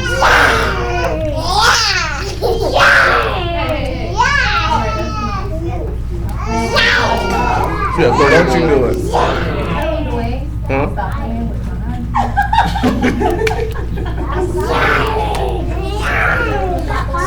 All right, mama. The mama gonna get you. It's an easy question, but when the beast come, he gonna be telling people things that they want to hear. You think? Of course. Like you could sin, like you could. Of course. That's not what it surely says. You will not surely go to hell. Same I'm operation. saying like. But I mean, I put it to you this way. Let's just keep it as simplistic. Let's keep it in a natural sense. Let's keep it in a natural sense for men in this room. You see a woman with low self-esteem, right? Yeah. Who don't You want trying to lay with her. You would tell that woman whatever. I remember back in the day, back when I was up the road, a nigga made a song called "Tell Them What They Want to Hear." You will tell that woman whatever you feel like she needs to hear to get what you want. You know what I'm saying? On the flip side, because I've had strippers tell me this and I done seen it. That woman will tell that man whatever she feel like he want to hear to get him to tip her. You know what I'm saying? So when you look at, and I'm just using that as an extreme case because you might have experienced that or seen that or done it yourself. You know what I'm saying? But when you want something from somebody, you identify their weakness and you tell them what they want to hear because you know that that's what they want to hear, and they'll gravitate to you because you feel like you're boosting me up, you're building me up. Because at the end of the day, you really want to fulfill your lust. And this person is just giving you the avenue and ability to do so. Sit down. You know what I'm saying? So the beats know you want to sin. So let me tell you what you want to hear so you can sin. You want to eat that apple? You want to eat it anyway. Surely eat it. Go ahead, bro. Deuteronomy 17. 17. 17 Verse. or 14. Then when thou art come into the land which Yahuwah thy Elohim giveth thee, and shall possess it, and shall dwell therein, and shall say, I will set a king over me, like as all the nations that are about me. There is the nations didn't teach you by blood and sacrifice how to be a king. Go ahead. Thou shalt in any wise set him kings over thee, whom Yahuwah thy Elohim shall choose. One from among thy brethren thou shalt set king over thee. Thou mayest not set a stranger over thee, which is not thy brother. Now look at 2 Corinthians 6 and 14. This for the women. So he tell you, don't set a king that's not of your brother. Who's your brother? Him that do the will of Elohim, right? 6 and 14. Say, be ye not unequally yoked together with unbelievers. For what fellowship have righteousness with unrighteousness?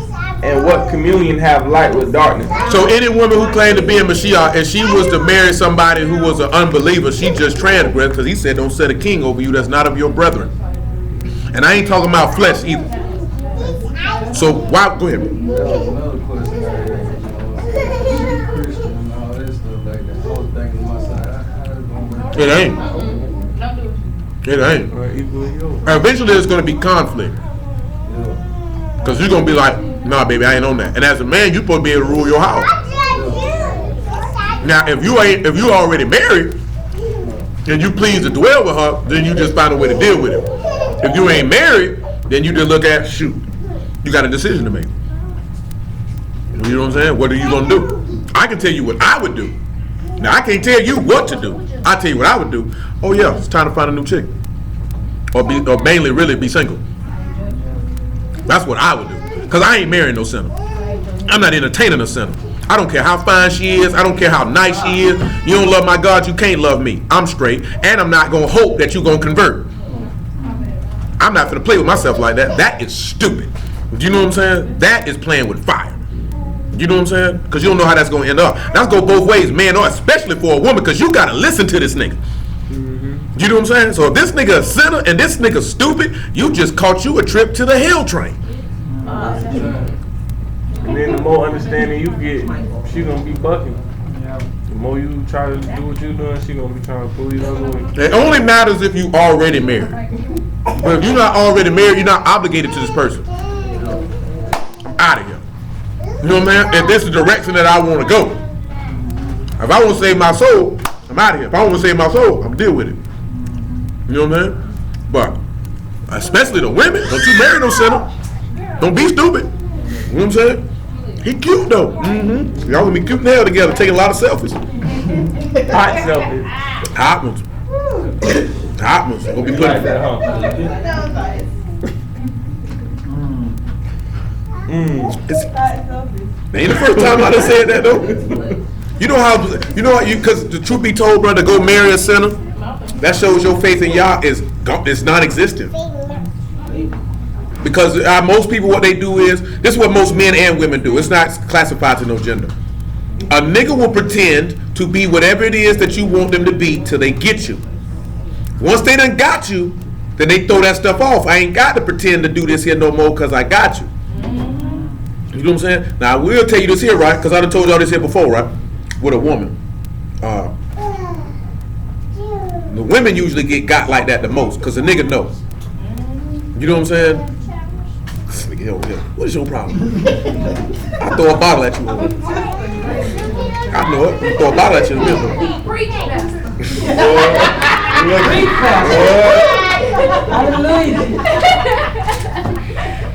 I'm not fooling with y'all this afternoon. We bring it out today, huh? But listen to me though. Listen to talk though, right? You know what I'm saying? They because that man will go along. I'm talking about the instance of the woman dealing with the word. She meet a nigga who ain't. He'll go along with whatever it is that she owns. Cause niggas do it in the Christian church every day. Do you know what I'm saying? Then once he done hit her, or cause I'm tell you something, right? If a woman tell a man she in the word, he don't believe her. He feel like every woman who say that is a whore, and it ain't nothing but to get that. She gonna get that boot up. So they feel like if you do give it up, then he knows that he is your God, and that you serve him. He don't respect your God no more. He ain't studying none of that. What you talking about? You know what I'm talking about? Because you done open them legs up. All that stuff you talking about, we got to be righteous and clean. And all that. I know it. Yeah, I'm going to be around there by 9:30. Get ready. With that bottle. You know what time it is. You know what time it is. Get it ready. Put them guard, bring that guard down. All you got to do is bring that guard down. I'm serious though. That's how they view it. That's how a man view it. Consequently, on the flip side, if the man in the word and the woman ain't, she sit back and look at it. If I can get this nigga to do what I want him to do, I got him. You know why? Because most women feel like I can control him with my vagina. You know what I'm saying? So she like this here. And that's why a lot of women get frustrated if you don't do what they want you to do. Because they used to men doing what they want them to do. So when they run across a man who won't do what they want them to do, or won't bend, like I told you, that nigga used to think I was just supposed to drop everything when this nigga called. If it's not an emergency, you can wait. You know what I'm saying? But you know what most dudes be on? Oh man, my old lady called me, I got to go on around now. And they gone. No, I'm not going. What's the problem? Oh, I didn't need to see. Oh, you be all right. I'll see you when I get to the house. I'll be around. I'm not coming right now. That's not important. On the level of importance, that's at the bottom of the scale. You know what I'm saying? But a woman who's been spoiled or expect everything, she take that as you don't care about me. No, the world doesn't revolve around you and your wants. You will wait. Do you know what I'm saying? Most women don't like that because then that's you being a man and being assertive and saying no. If you as a man supposed to know, like, oh boy, I got to get around him. This is a matter that requires my attention and I got to depart. You supposed to know that. Nobody should have to tell you that. Do you know what I'm saying? I'm talking about no matter what it is. Like this here, I need help with the groceries. What? Man, you better take a couple trips, nigga.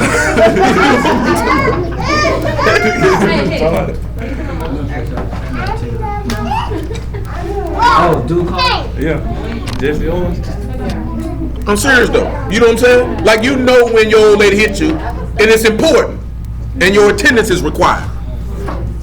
Oh, I just want to talk. What? Man, I'm handling something right now, man. I'll call you back later. You know what I'm saying? You have to look at that. You got a man and all he want to do is talk to a woman all day long. Something wrong with him. Something wrong with him. Ain't no real man want to sit around and talk to this old lady all day every day. We not in high school. You grown. You got stuff you got to do. I guarantee you ain't no woman want to talk to no nigga all day long. What's all that? Who want to say, I don't care how much you love nobody, you don't want to talk to him all day, every day. Shoot, you don't want to be around him all day, every day. You don't want at least 30 minutes to yourself. An hour? Shoot, maybe 6 hours.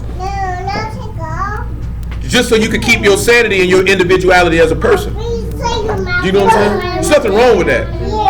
There's nothing wrong with your wife saying, hey, I want to hang out with the girls today for a couple hours. Let her go do it. You know what I'm saying? Let her go handle that to have a life away from you and away from them. Because I know this because my cousin told me this. It was driving her crazy when she was in between jobs and all she was dealing with kids all day, every day. And she was like, I just long to have an adult conversation that didn't involve diapers and kids. And as men, we don't think about that you know, they want to do other stuff too, you know. You know, they you know what I'm saying? You got to remember that. Because the same way you want to go hang out with your homeboy, she want to go hang out with her homegirl. And she should be comfortable enough to where she can lead them kids to the house with you and the whole house won't be destroyed. Like I just showed this,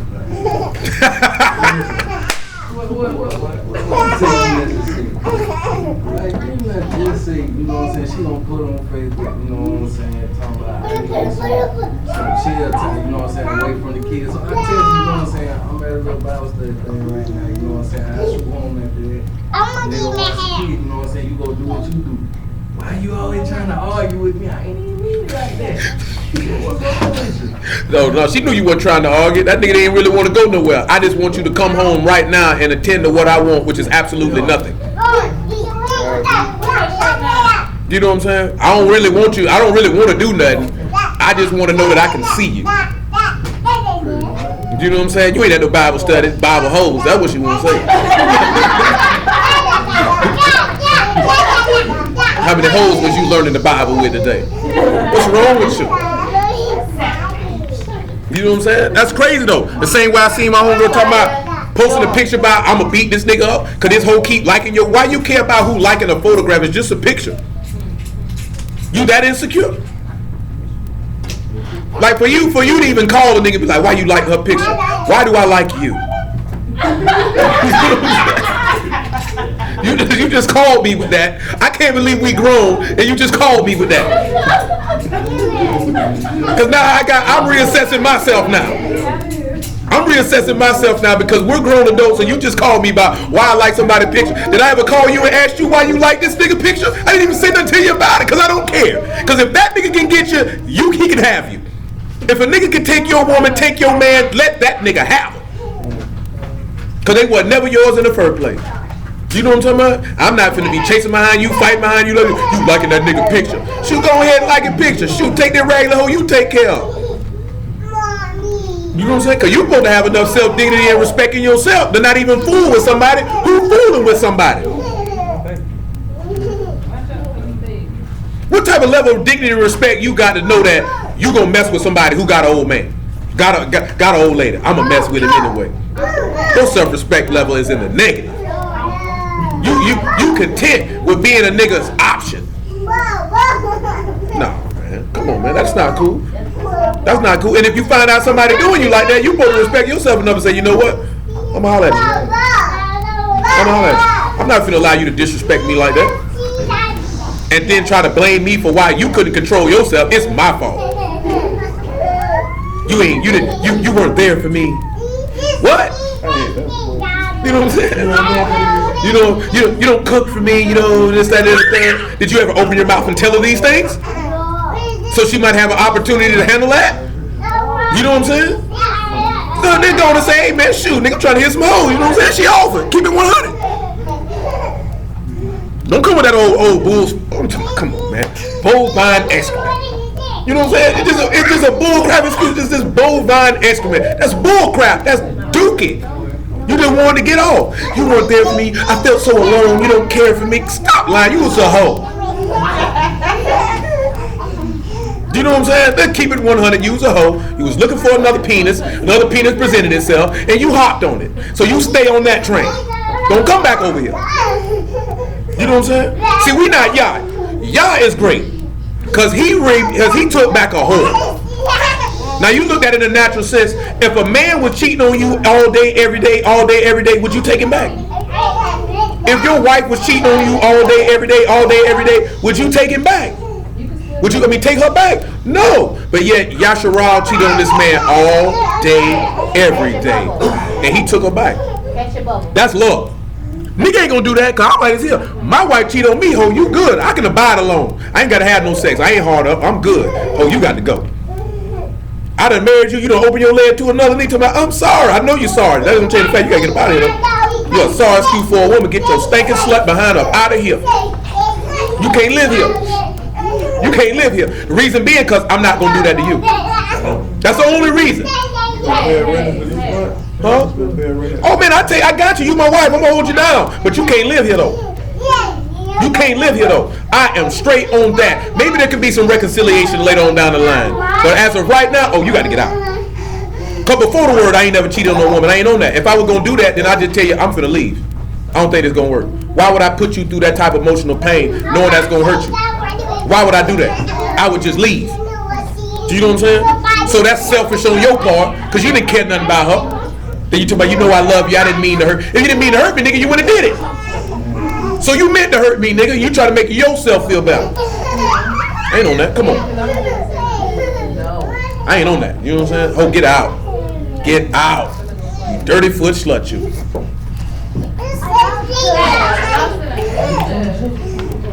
It's hard, you know what I'm saying? It's hard, but it's fair. I mean, for real though, we don't be honest with people. It's just better to be honest with people. You know what I'm saying? If that's what you want to do, then say that. Cause you can't be playing with people's feelings, man. You know what I'm saying? That ain't right. That ain't cool. Especially men, cause men don't deal in their emotions too often. So if a man give his heart to a woman or open himself up to a woman, he put himself in a vulnerable state, a state that most men avoid placing themselves in. Get in the chair. You can't play with that. Now you play with that, you might ruin that man for life. Come on, over here. See, women bounce back from that stuff pretty easier than men do. I commend them for that, because most men can't bounce back from their emotions being played with. You know what I'm saying? A woman will suck it up, dust herself off, heal herself up real good a little bit, and you know what I'm saying? All right, we're gonna roll the dice and try this again. You know what I'm saying? Man be like, screw all you hoes, I'm hitting everything moving. You know what I'm saying? It's different. They ain't handle it. Well, you know nigga can't handle it. No, man. Well, I'm talking about, boy, ain't no too many men can handle having their heart played with. I'm saying girls just move on to somebody else. That's what I'm saying. They deal with it a little better. Unfortunately, they take over that way. So the next person, they catch you. Yeah, they do. They take that baggage with them and drop it off at another nigga house. That's what I'm saying. I don't feel like that's moving on. I feel like that's. But I'm talking about a dude just to be like, screw the whole world. He ain't taking no baggage with him. He just becomes a savage. You know what I'm saying? I agree. He just becomes a savage because he won't deal with it. That woman carry that baggage until she run across a man who be willing to help her deal with it. You know what I'm saying? Most dudes be like, ain't no baggage. Screw all you hoes. Indeed. Just gets a cycle. Everybody just like to say, what kind of luggage you got? You got Louis luggage? I got Walmart luggage. What's in Walmart? Nigga got, some of these niggas ain't even got no luggage. Them niggas they got black garbage bags. Nigga living like a hobo. Come on, man. Deuteronomy. Nigga whistling on the train like this here. She put me out, bruh. That's one thing you ain't never supposed to do. I felt like you ain't never supposed to move in with no woman. She move in with you. Yeah. I feel like we a grown man can't put out. You need to get right. It's a man coming back from dialysis. Everything you put in the grocery cart, pushing it up down your grocery cart. I always felt like that. Ain't no woman gonna put me out. You can't put me out my house. I ain't even gonna give you that type of power. Get out my house. That's sad. That's it. I done seen niggas stuff get thrown out, all that type of stuff. And you know the work part of it, and they was the one paying the bills. Oh, you wanna do me like that? Not I said the cat. Come on. Deuteronomy 17. You got a potty. You ain't got a potty. Sit down on your bottom. You are on my belly. And you know what the word part is with them glasses on? She looked like she beat somebody to her. Look how she look. She make a mean sweet potato pie. A mean sweet potato pie. This here. Everybody look at this thing. We finna go to Mama Barker house. I smell the pie. I smell it. Hey, that look though, she looking like, y'all gonna play with me? Somebody go get my spatula. I'm finna play with me. Don't you touch my apple pie, boy. You wait for it to cool. You gonna mess up me. You know you can't cut straight. Mama gonna cut it. I wish you ought to tell Henry, don't you touch my pie. Don't you touch my pie. Like they said, she gonna be like that. That's for the bake sale, baby. Don't you touch my pie. Come on. We at 17. Cause we gotta get to the root, man. We dealt with some stuff, but we gotta get to it. Learn sign language.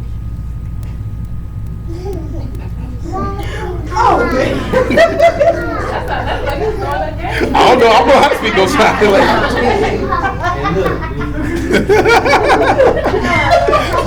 And she doing it. Let me start. Deuteronomy 17 and 14. You better not kick her. Oh yeah, we have verse 16. Deuteronomy 17 and 16. Look at New It Month. say, but he shall not multiply horses to himself, nor cause people to return to Egypt. So number one thing that a king should not cause the people to is a return to where? Egypt. So what did he just say? The head of the man, the head of the woman is the man. So how that man he ain't supposed to have this woman returning to commit no sin. So how you gonna say you a king and you lead this woman back to sin? No man do that. Cause see, I'm gonna tie this to something else. Come on. He said he shall not multiply his horses, nor cause his people to return to Egypt, to the end that he should multiply horses. For as much as Yahuwah has said unto you, ye shall henceforth return no more that way. Neither shall he multiply wives to himself, that his heart turn not away. Neither shall he greatly multiply to himself silver and gold. You know what he's telling you with this here? That he should not be greedy. Now let's look at 1 Timothy 3 and 1. Now we looking at, of course, it's referring to a pastor, a bishop, an elder. But the framework, because I haven't said this in a long time. When you look at how the synagogue is set up, the household is supposed to be ran the same way. Like everybody's house is supposed to be ran like the house of Elohim. That's how it's supposed to be ran. And if it's ran that way, then everybody is walking in the fear of Elohim. See, we're going to get to another point of Deuteronomy 17, a point of something that a king is supposed to have. And then we'll look at the compassion. But the main thing I want you to see is that a king is supposed to serve. You're supposed to serve your wife and your kids. That's your job. Not just to provide and protect, because that was a curse. Do you know what I'm saying? That was given to you because of disobedience. You know, dudes love to talk about the curse of a woman have to obey the husband, right? But nobody like to talk about the curse of you supposed to take care of her. That's your job. You know what I'm saying? Go ahead. 1 Timothy 2 and 1. 3 and 1. This is a true saying: if a man desire the office of a bishop or overseer, he desireth the good work. Now, just like I say, now this is not a direct link, but if you desire to be over a home or a husband, that's a good job to have. Proverbs 18:22 say, "He that findeth a wife findeth a good thing." Go ahead. It said a bishop then must be blameless, Blameless, a husband of one wife, one woman, vigilant, vigilant. You see, you know what it is to be vigilant, right? temperate. You know what I'm saying? To be vigilant is to be, what I'm looking for, aware, passionate. Then he said he's vigilant and what else? Sober. Have a clear mind. So you got to know how to think. You got to know how to think. Go ahead. Of good behavior. Of good behavior. And given to hospitality. To hospitality. Apt to teach. Apt to teach. Go ahead. Not given to wine nor striker. He don't put his hands on nobody. He ain't no drunk. Nor greedy or filthy lucre. And he not greedy. Didn't it say a king shouldn't multiply silver? So you shouldn't be greedy for cash. Luke 12:15. Make it about 12 and 10. And whosoever shall speak a word against the Son of Man, it shall be forgiven him. But unto him that blasphemeth, you said 12 and 10. Luke 12 and 10. that's it. It said, whosoever, but unto him that blasphemeth against the Ruach HaKodesh shall not be forgiven. And when they bring you into synagogues and into magistrates and powers, take ye no thought of how or what thing ye shall answer, for what ye shall say. For the Ruach HaKodesh shall teach you the same hour what ye ought to say. Go ahead. And one of the company said unto him, Master, speak to my brother. Speak to who? My brother. Why? That he divide the inheritance with me. Mm-hmm. And he said unto him, Man, who made me judge or a divider over you? Mm-hmm. And he said unto him, Take heed and beware of the covetousness, for a man's life consists not of the abundance of things which he possesses. Ain't that what he just said about a king? You should you just sit back and look at that. As a leader, you should know that your life don't consist of the things that you possess. Because if you do this, guess what ends up happening? 1 Timothy 6 and 7. Matter of fact, make it 3. That's what it says. What? That, right after the verse, that's what it said. I bet it did. It said, if any man teach otherwise and consent not to the wholesome words, even the words of our Master Yahushua Mashiach, and the doctrine which is according to goodness, he is proud, knowing nothing, but dotting about questions and strifes of words, whereof cometh envy, strife, railings, and evil surmissions. Preserve disputings of men of corrupt minds and destitute of truth. He say men of perverse minds, they're destitute of faith. Why? Supposing that gain is God. You know how many people going to hell because they think because you profit in something you going to hell? You going to hell because they say they think gain is godliness because your mind is perverse and corrupt, so you going to hell. If you got a perverse and corrupt mind, how can y'all dwell in that?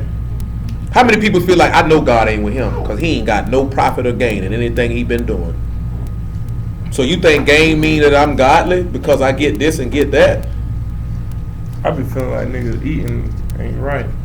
That ain't not necessarily true. I know. I'm just keeping it real. But I mean, for some people, you'll know. You see how they living, and how people feel. Oh God, if you got to open your mouth and tell people, God bless him, the work of my hands. Look at what I'm getting. Okay, yeah, it's blessings. I deep blessings upon blessings. I get blessings, but no blessings spiritually though. You still the same bankrupt, destitute nigga you was. So he gave you that to take you to hell, so you could believe that he was blessing you. The greatest blessing to get is the Ruach. If you don't get that, you ain't been blessed. But what did he say? What caused you to be blessed? Hear, read, hear, do. If you ain't reading and you ain't hearing and you ain't doing, you ain't blessed. Come on, man. It say, from such withdraw thyself. He say, leave him alone. But godliness with contentment is great gain. For we brought nothing unto this world, and you ain't gonna take nothing and out. it is certain we cannot carry nothing out. And having food and raiment, let us therewith be content. That doesn't mean that you don't have a desire, like I want to do this or I want to do that. But when you not content, because you know what it is, that's where the covetous part come in at what he was talking about. That's a problem. Go ahead. It's okay, New Month. But they that will be rich fall into temptation and a snare, and unto many foolish and hurtful lusts which drown men in destruction. That's why he kind of tell you that, because you know what people say, God won't put on you more than you can bear. That's not what it says. He said he won't tempt you above what you can handle. And in the midst of that temptation, he calls an escape. So you could be in a situation where you could be tempted, but he make a way for you to get up out of there. And most niggas ignore the door sign to get up out of there. You know what I'm saying? He always make a way for you to escape from a temptation. At least if you got it. Go ahead. It say, for the love of money is the root of all evil, which while some covet after, they have erred from faith and having pierced themselves through with many That's what you have to sorrows. be careful on. And you know, and it ain't necessarily always just the love of money, the love of your desires or whatever you're coveting or lusting after. It can pierce you, get you in the wrong direction. So come on back to Deuteronomy 17. Let's look at another aspect of a king before we got to look at some examples of a king, because we're pulling up on 5 o'clock. We are pulling up on 5 o'clock.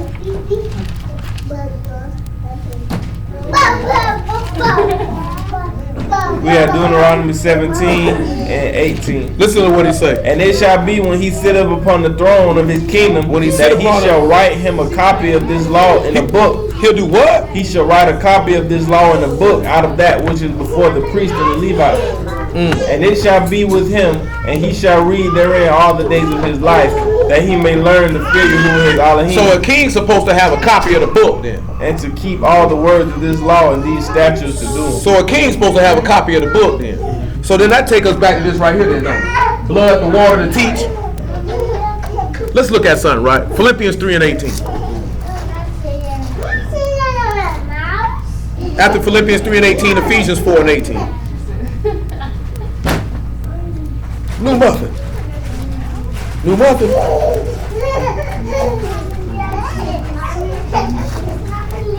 New muffin says it's a lot going on around me, sir.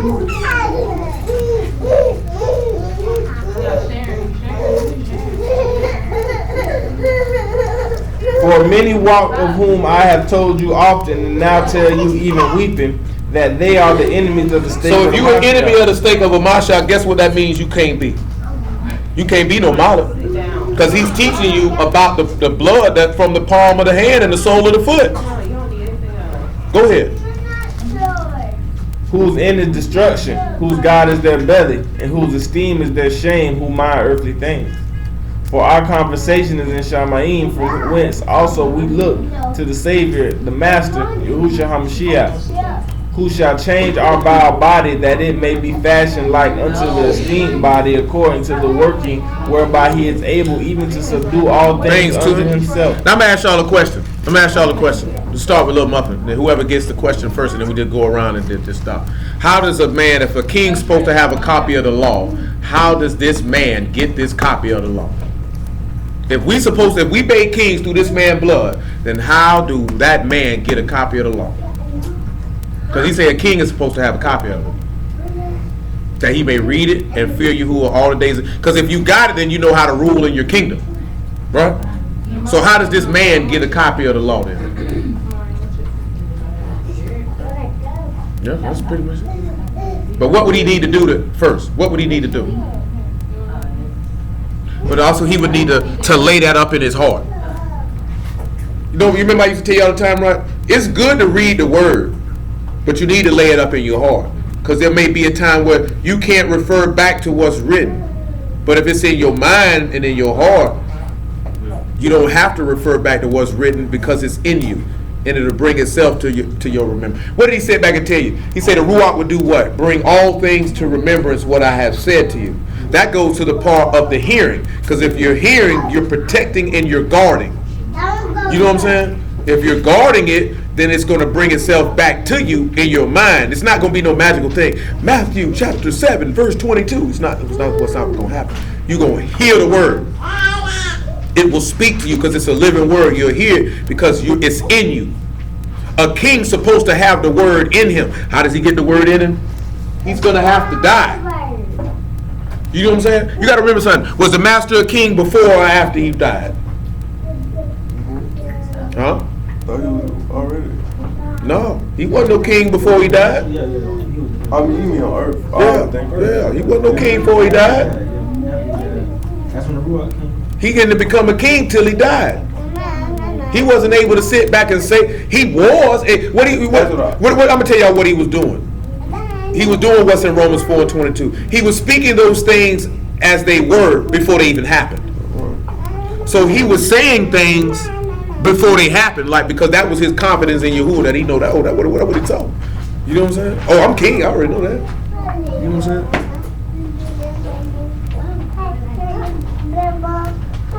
We don't want none. No.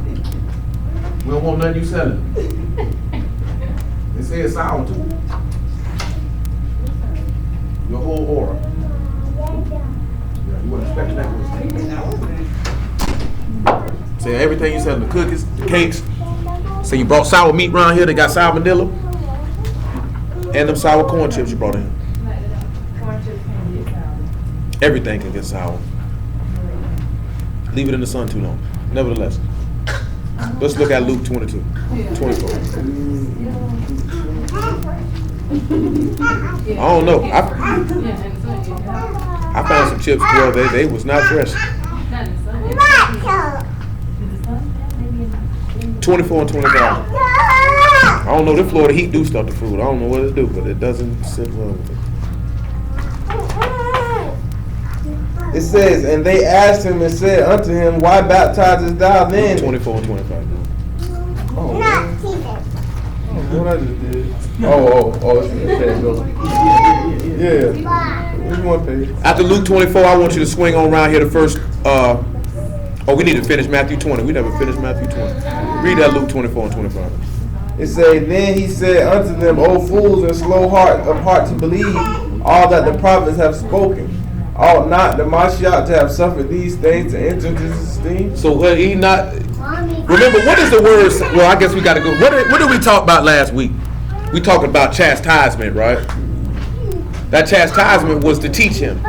What did he learn from his teaching? He learned obedience from the things that he suffered. He learned by the blood and the water, and we're going to get all that. He learned by what he went through of how to be a king. Now, he said that now the Mashiach ought to suffer to enter into his esteem. Now, let's go back and look at Matthew chapter 20 and verse 26. Make it 20. Yeah, 26 cool. New muffin. New muffin about ready to crawl. She's ready to venture out here in the world, see some things. It said, but it shall not be so among you, but whosoever shall be great among you, let him be your minister. Let him be your servant. Whosoever shall be chief among you, let him be your servant. Now, what does the law say about being a servant? What does the law say about being a servant? There's a place in the law to talk about a servant, right? Don't Genesis 25 tell you the elder shall serve the younger? He that was greater became a servant. Now, if the book say the woman is the weaker vessel, then that would mean the man is the greater vessel. That means it's the man's job to serve the wife then. That's your job. Her job is not to spread her legs for you and cook all your meals. You know what I'm saying? That's not her job. So you supposed to be, when you end up getting married and say she to help me and think she's supposed to serve you, you supposed to serve her. Now you sit back and look at it. If you married, you ain't got to say it out loud. Or you ask yourself, are you serving your wife? Does your wife come first? If you're the greatest, have you made yourself a servant for your wife's sake? Because if not, then you're not doing what he commanded you to do. Because that's what he commanded you to do. Is that not what he commanded us to do? Did he just not say he that's greatest, let him be your servant? If you're the greatest in the household, then you're supposed to be a servant. That's what a king gonna do. You would have learned that because you nailed yourself to the stake with him. And you would have understood that, and you would have served your wife just like he served his. And then you know what ends up happening when you do that? She will quite naturally follow you. She'll have no problem with it. She'll go wherever you go. Go ahead. Even as the Son of Man came not to be ministered unto, but to minister and to give his life a ransom for many. So you mean to tell me you get married, you ain't realize you ain't come to be served, but you came to serve this woman? Because he talking about his wife. He's talking about Yasharal. Didn't he just say he didn't come for Yasharal to serve him? He said he came to serve Yasharal and to give his life up for his wife. Ephesians 5 and 22. But everybody want to get married though. I tell you like this, well, I remember somebody was talking to me, I was like 29, 30. I said, well, I ain't ready to be nobody's husband. You know what I'm saying? They were like, oh, you'll be a great husband. I'm not ready for that. I knew I wasn't ready for that, so it wasn't even on my mind. You know what I'm saying? You have to have yourself prepared talking about being somebody's husband. You know what I'm talking about? Because that's a major responsibility. That's a major undertaking. Go ahead, man. It said, wives, submit yourselves unto your own husband as unto the master. For the husband is the head of the wife, even as the Mashiach is head of the assembly, and he is the savior of the body. He's the savior of the body. Therefore, as the assembly is subject to the Mashiach, so let the wives be to their own husbands in everything. In everything. Husbands, love your wives. Love your wives. The Mashiach has loved the assembly and gave himself for it. Now he just said that in Matthew 20, right? So if you're going to love your wives and this man love the synagogue, love the assembly, that means you love her enough to serve her. That's what a king would do. He would serve his wife. Ain't that what it just said? That's what it just said. Come on. It said that he might present it to himself in esteemed assembly, not having spot nor wrinkle or any such thing, but that it should be kodash and without blemish. So don't you realize if you actually serve your wife, that's going to be a benefit to your wife? Because if you're serving her, you're investing in her. So therefore, because you're investing in her, therefore it will allow her to be the type of woman that you need her to be. Not what you want her to be, what you need her to be. You know what I'm saying? If you serve her, he said if you do that, he did that. He said that was so his wife could be without blemish and without spot or wrinkle. Ain't what it said? Because he served her. He didn't sit back and look at she serving me. I serve her. Let's look at an example of a king who served. Besides David, can y'all think of a king who served? Hezekiah. Indeed. Let's look at Hezekiah. Let's see which one we want. Do we want 2 Kings or do we want Chronicles? We'll take Chronicles. Chronicles has better stories.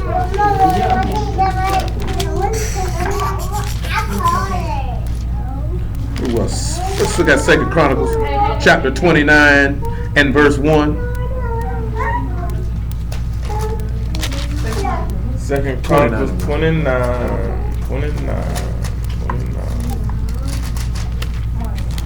Hezekiah began to reign when he was 25 years old, and he reigned 29 years in Jerusalem, and his mother's name was Abiah, the daughter of Zechariah.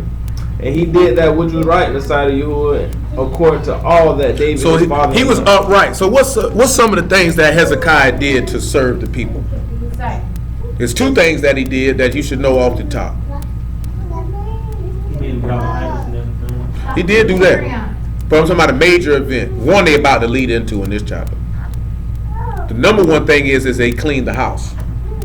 The second thing he did is that he caused the people to observe Passover after they had not observed it for a long, continual space of time. Before we go any further in this, though, grab that 1 Kings chapter 12, man, and verse 1. We just want to hear about the counsel that Jeroboam got of what a king is supposed to do. If you want to be a king, then you got, and we hold in Ephesians 4 and 17, you got to be willing to serve. That's a king's job. I know everybody like to show a king ruling, and the jewels and the scepter and power and strength and authority. But if you truly got power, strength, and authority, you would serve. You know what I'm saying? That's what you would do. You know what I'm talking about? I can tell you, man, previously, man, I used to ask a woman all the time, what it is you're trying to do. And whatever it was she was trying to do, I was going to assist her in that and put my money behind it, even if I ain't really have it. Because if I got to go broke for you to be able to facilitate what you're trying to do, then so be it. Because I'm going to invest. Why would you not invest your money, time, and energy and support in a woman, but you married her, though? That don't make sense. So you supposed to already seen that there had to been something in that woman that you was willing to invest your life with her. You know what I'm saying? See, when you look at you marrying a woman, that's your life partner. You're going to be partnered with a woman for life. You know what I'm saying? So you mean to tell me you're going to partner with somebody and you're not going to invest in them? You don't believe in them? You don't trust in them? That's dumb. You should have stayed by yourself. Or you just married just to be married. That doesn't make sense. Go ahead. If you know the verse directly what we need, you could skip through it. Just tell them where it's at. All right. It say at verse 6, we had 1 Kings 12 and 6. It said, Rehoboam consulted with the old man that stood before Solomon his father while he yet lived, and said, How do you advise that I may answer this people? And they spoke unto him, saying, If thou would be a servant. If that would be what? A servant. A what? A servant unto this people this day, and will serve them. If you do what? Serve them, and answer them, and speak good words to them, then they will be thy servants forever. Your wife will serve you forever if you do that. But he forsook the counsel of the old man. Then your wife will serve you forever. If you serve her and speak good words to her, she'll serve you forever. That's what he said, right? Now they're talking about the body. Go back to Ephesians 5 before we go into prayer. Number one thing, right? We say a king is honorable. A king can't be honorable and be no sinner.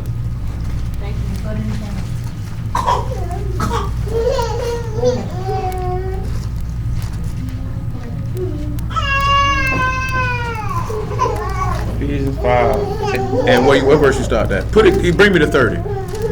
Put in track. For we are Ephesians 5:30. For we are members of his body, of his flesh, and of his bones. For this cause shall a man leave his father and mother, and shall be joined unto his wife, and they shall be one flesh. This is a great mystery, but I speak concerning the Mashiach and the assembly. Nevertheless, let every one of you in particular so love his wife even as himself, and the wife see it that she reverence her husband. So the man should serve his wife, and if she reverence her husband, she'll serve him, just like King said, didn't he? So as a man, if we sit back and we say we a king, we ought to be able to know how to do that. Now let's go back over here to 1 Chronicles, 2 Chronicles 29, and let's see what verse we want to use. Make it 17. Now they began on the first day of the first month. I'm sorry, make it 16. And the priest went into the inner part of the house of Yahuwah to cleanse it, and brought forth all the uncleanliness that they found in the temple of Yahuwah into the court of the house of Yahuwah. And the Levites took it to carry it out abroad into the brook of Kidron. And they began the first day of the month to sanctify, and on the 8th day of the month they came to the porch of Yahuwah. So they sanctified the house of Yahuwah in 8 days, and the 16th day of the first month they made an end. That's good. Now notice he said they went into the house to sanctify it and cleanse it, right? Now let's come to John chapter 15 and verse 1. We just read in Ephesians 5 how he talk about the master did that to cleanse his wife, right? All this is sitting back talking about because the master was willing to serve. Hezekiah is willing to serve the people to cleanse the temple that the people might serve Yah. He was willing to take that undertaking. What we just read in 1 Kings 12 say a king is supposed to, that was the counsel that he was given. Serve and be good to the people and they will serve you forever. You know what I'm saying? Does that mean when you get married there won't be some hiccups and some disagreement, but you should serve your wife? You know, people scream, you know, happy wife, happy life. That ain't really necessarily what it's about, but it's about being a man, not catering to your woman's every single solitary desire, but serving her and investing in her. Because the master, what are some of the things we can think of that the master invested in his wife? His whole life. You know what I'm saying? His whole life was an investment in his wife, so his wife could live. He didn't sit back and say, okay, I want to do this and I want to do this and I want to do that and I want to do this. He thought about his wife first and say, she needs this and she needs that and she needs this. Therefore, this is what I'm going to do for her sake. I'm going to do this for her. I ain't doing this for me. That's why Ezekiel 36 said, I don't do this for your sake. I do this for my name's sake. I got to send this man through here because y'all done messed up. What type of man would come lay his life down for a woman who, truth be told, didn't deserve it? Go ahead. John 15:1. I am the true vine, and my Father is the husbandman. Every branch in me that beareth not fruit, he taketh away. And every branch that beareth fruit, he purgeth it, that it may bring forth more fruit. Now ye are clean through the word which I have spoken. You what? You are clean through the word which I have spoken. So how is you clean from the word that you have spoken? What did we read last night in Hebrews, right? The new covenant is what you mentioned, right? It's the Ruach. It's the word laid up in your inward parts. So you supposed to be laying this word. How can you be able to direct a woman as a husband? You don't even know the word. And I ain't talking about teaching her the word. I'm talking about knowing the word to direct the house. Because you're supposed to know it. We're not talking about teaching. Because you know that's how most brothers feel, right? I'm the only one supposed to teach my wife. He never said that. But he said that you must know it so you can fear Yah. How you going to be able to teach a woman how to fear Yah? You can't fear. How you going to get her clean and you ain't clean? How you going to get her wise and you stupid? That's not to say you a king. You can do it, but don't say you a king, though. But that means that's showing you not fit to be over nobody's household. Because go back to 1 Timothy 3 and look what he said, man. What did he about verse 7? Now, it's talking about preaching, but at the same token, you can look at that how the synagogue is set up. That's how a man's house is supposed to be.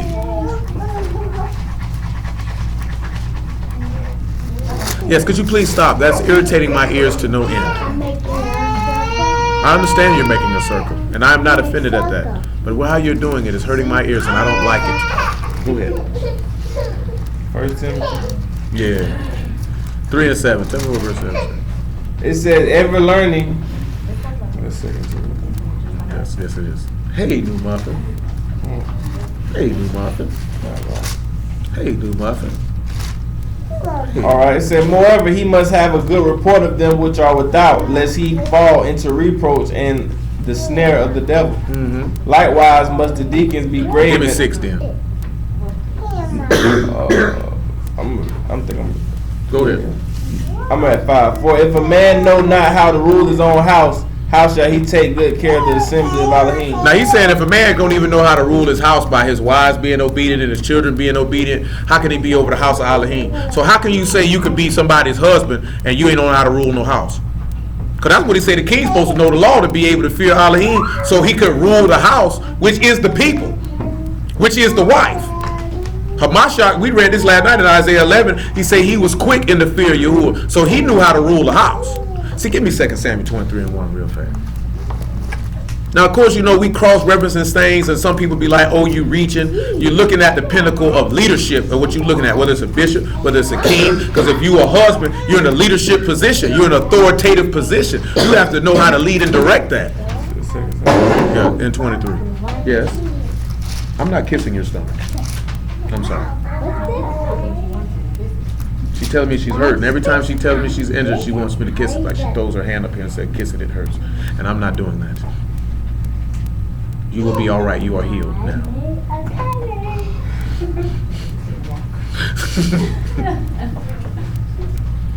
Go ahead. 2 Samuel 23:1. Now these be the last words of David. David, the son of Yesse, said, the man who was raised up on high, the anointed of Elohim of Yaakov, and the sweet psalmist of Yasharal said, Yes, sir. the Ruach of Yahuwah spoke by me, What is and his it? word was in my tongue. What else? The Elohim of Yasharal said, the Rock of Yasharal spoke to me. What did he say to He you? that ruleth over men must be just. Must be what? Just. Must be what? Just. If you gonna rule over a woman, shouldn't you be just? Because he talking about a king. Now we just read that, and like I said, we dealing with something else. He that rule over men must be just or must be blameless. This is why it's imperative for a husband to lay the word up in his heart. Because we're not talking about teaching. But you should be able to discern right from wrong. If that man is the head of that woman, then he should be able to know how to rule that house in a blameless fashion to direct it. This is a part of his service. As a man, you're supposed to be diligently learning the word and applying the word to guide the house. This is why I said what I said last night. A virtuous woman is not going to marry no unrighteous man. She won't allow him to lead her. He's not going to allow. She's not going to allow it. She's not going to go for it. She's going to see the fundamental technical flaws in this man and say, no, I'm straight. You know what I'm saying? She's not going to let that happen. A man consequently going to want a wife who will be willing to come under that subjection and that rule. But if he is following that, then it's going to be quite natural that she would. But if you picking a woman who ain't following that, then you are a fool. Because all you setting yourself up is for aggravation and heartbreak and shock why this woman ain't doing what you felt like she supposed to be doing. You know what I'm saying? I done told y'all, man, everything after its kind. Everything after its kind. Righteous man, virtuous woman. Sinner man, sinner woman. You get what you like. You know what I'm saying? You wonder why Yah has separated you from certain people in your lifetime. Some people you may have thought was always going to be there. Or situations you felt like were going to last. But they weren't supposed to last if you were going to be saved. Now, if you weren't supposed to be saved, then those situations would have continued on to your destruction. Nevertheless, let's go back to Chronicle. We good in Chronicle, man. Let's go ahead and hit David, man. What that chapter? We want that chapter where he went and did that with that, pulled that water. What that is? 2 Samuel 30. 2 Samuel 30. I didn't want to show you just a little service. Little service. You got no 30? Let me make sure. I know it's at the end. It could be a David was old. David was good. I might have been in the wrong place. You know, 23, the last words of David. Yeah, it is. It is. Let me make sure we're in the right place. Because it might be in like the teens. No, it might be 1 Samuel. It's 1 Samuel. My apologies. 1 Samuel chapter 30. And we'll look at well, no, we don't want that. But let's look at 17. 1 Samuel 30 and 17. And we'll look at a part of this man performing a little service. It's something else I'm looking for too. It's saying David smote them from the twilight of evening to the evening of the next day. And there escaped not a man of them, save 400 young men which rode upon camels and fled. And David recovered all that the Amalekites had carried away, and David rescued his 2 wives. And there was nothing lacking to them, neither small nor great, neither sons nor daughters, neither spoil nor anything that they had taken to them. David recovered all. He recovered all. David took all the flocks and the herds which they drove before those other cattle, and said, "This is David's spoil." This is David's And David spoil. came to the 200 men which were so faint that they could not follow David, whom they had made also to buy by the brook of Bosor. And they went forth to meet David and to meet the people that were with him. And when David came near to the people, he saluted them, and answered all the wicked men and men of Belial of those that went with David, and said, because they went not with us, we ought not give them, we will not give them all of spoil that we have recovered. Notice like one of the things y'all mentioned about a king, right, is that he would be wise and he would be merciful and he would be compassionate, right? These men saying these men shouldn't get anything because they didn't go with us. Let's see what David said though. Save every man his wife and children, that they may lead them away to depart. Then said David, ye shall not do so, my brother, with that which Jehovah has given us, who hath preserved us and delivered the company that came against us into our hand. For who will hearken unto you in this matter? But as his part is that goeth down to battle, so shall his part be that teareth by the stuff. You notice how he had compassion on everybody, that everybody should get evenly. You see the judgment and the justice in this man? Now, why would he be able to execute that? Because of his knowledge of the law, which will allow him to properly serve the people. There's a reason, and I haven't dealt with that yet, and I've been meaning to do that for a couple of years. There's a reason why the book says that David was a man after Yah's own heart. Because David was truly a servant in everything that he did. Even when Saul was trying to kill him, he served Saul. He never bucked him. He never went against him. You know what I'm saying? He served his wives. He served his children. He served the people at peril of his own life. Come here, Henry.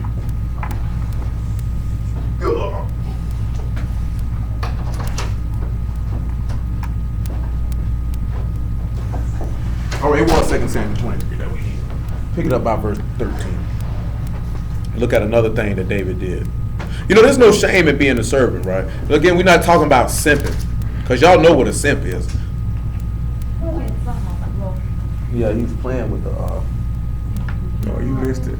It's already 8. Oh, what did he? Whatever that was. No. Look, that spot he grabbing that, he cleaned. No, sir. No. We don't do that, sir. Done. Sir, we don't do that. Sir, it's gone. It's gone. You've consumed it. Yes, you've consumed it. I think We that's. had 2 Samuel 23 and 13. Would you like And a hug? 330 sheep went down and came to David in the harvest time unto the cave of Adullam, and the troop of the Philistines pitched in the valley of Rephaim. And David was then in Hol, and the garrison of the Philistines was in Bethlehem.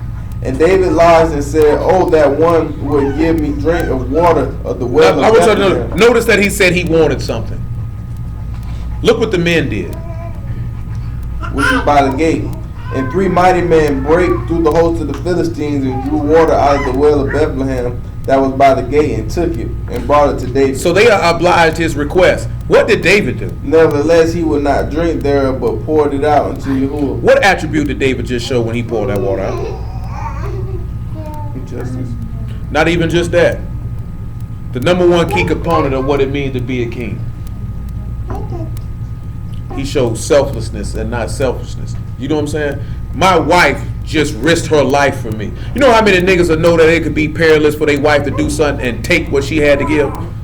And not say, nah, babe, I can't take that. You know what I'm saying? Or you went and did something, you ain't really had the money for that, but you did that for me, and say, you know what? Nah, I don't. A nigga got mad at me one time. They bought me something for my birthday. I knew they didn't have the money. I said, man, you ain't have to do that. I would have rather you kept that and put that towards that. And the nigga got mad, thinking I was being ungrateful when they missed the whole point of, I appreciate the thought process, but I know you ain't really have that. Do you know what I'm saying? And I would have rather you kept that for yourself. You know what I'm saying? Because I'll be all right. That's how you supposed to look at it is, if you don't eat and your wife and kids eat, then that's what it's supposed to be. You supposed to come last. But you know, when we get in everything that the woman's supposed to come last, the woman has developed the attitude that she's supposed to come last in everything when the man is supposed to come last. Because he's supposed to be serving you. You're not supposed to be serving him. That's how they got back. Would y'all say that's how this society done got it? Would you say that? Would you say that? Would you say that? It's just society as a whole. The nigga get the last end of the stick. Nah. No, you talking about in this forfeit, you talking about in I'm just talking about society. You talking about law-wise, but I'm talking about in the minds of people, how they move in a relationship and how they deal. The woman feel like she supposed to come last in everything. It's very few men that think that I'm supposed to come last. We see that on how we treat our women and our attitude toward women and how we behave. That's what I'm talking about, society, and that's usually a lot of races, like all nationalities. The woman got it in her mind that she's supposed to come last. You know what I'm saying? But she's not. She's actually supposed to come first. The only way the woman's supposed to come last is if she's an unwed woman and she done had a child out of wedlock. You know what I'm saying? But if she's married, the woman is actually supposed to come first. The woman is supposed to come before the husband. The husband ain't supposed to come before the wife. That's not how this rolls. That's especially not just from what we're looking at. Is this what the book teach? The book teach the woman, the wife is supposed to come first. That the husband is supposed to sacrifice and serve his wife. When you go back and we look at Adam, Adam's duty was he sacrificed for his wife, and then he had to serve her because of the sacrifice. Hamashiach came through and just straight up served his wife and then was sacrificed for his wife. His wife never came last. That's what I mean, because in our society-wise, law-wise, the man come dead last. At least with black men. Because white men don't come last. Now in society, black men, yeah, they come last when they come to the job. Laws, all that. You know what I'm saying? But in our household, he want to come first. You know why he want to come first? Because he come last in society. So he feel like this is my only sanctum where I get to come first. Wrong answer, sir. Wrong answer. Yeah, you see that? That's what they be hitting these hoes. Yeah, that's the wrong answer. I told y'all a long time ago, the woman is a gift to the man, according to the law, not according to me. Again, we ain't talking about simping. We talking about being men, godly men, men of Yahuwah. That's what's required of you, is to serve your wife. You know what I'm saying? We look at all the things. Look at this here. Go ahead and get it. 2 Corinthians 8 and 9. Hey, new muffin. Hey, new muffin. For ye know the grace of our Master Yahushua Mashiach, that though he was rich, yet for your sakes he became poor, that ye through his poverty might be rich. So that man sacrificed so his wife could gain riches. What was those riches that she gained? We read about them last night. It's them 7 seals. It's wisdom. It's knowledge. It's understanding. It's the fear of Yahuwah. It's strength. It's counsel. It's judgment. These are the riches. He gave all that up for his wife. So he put his wife before himself. Because he already had all this stuff. And you say, you know what? I'm going to set that to the side so she can have it. Romans 7:1.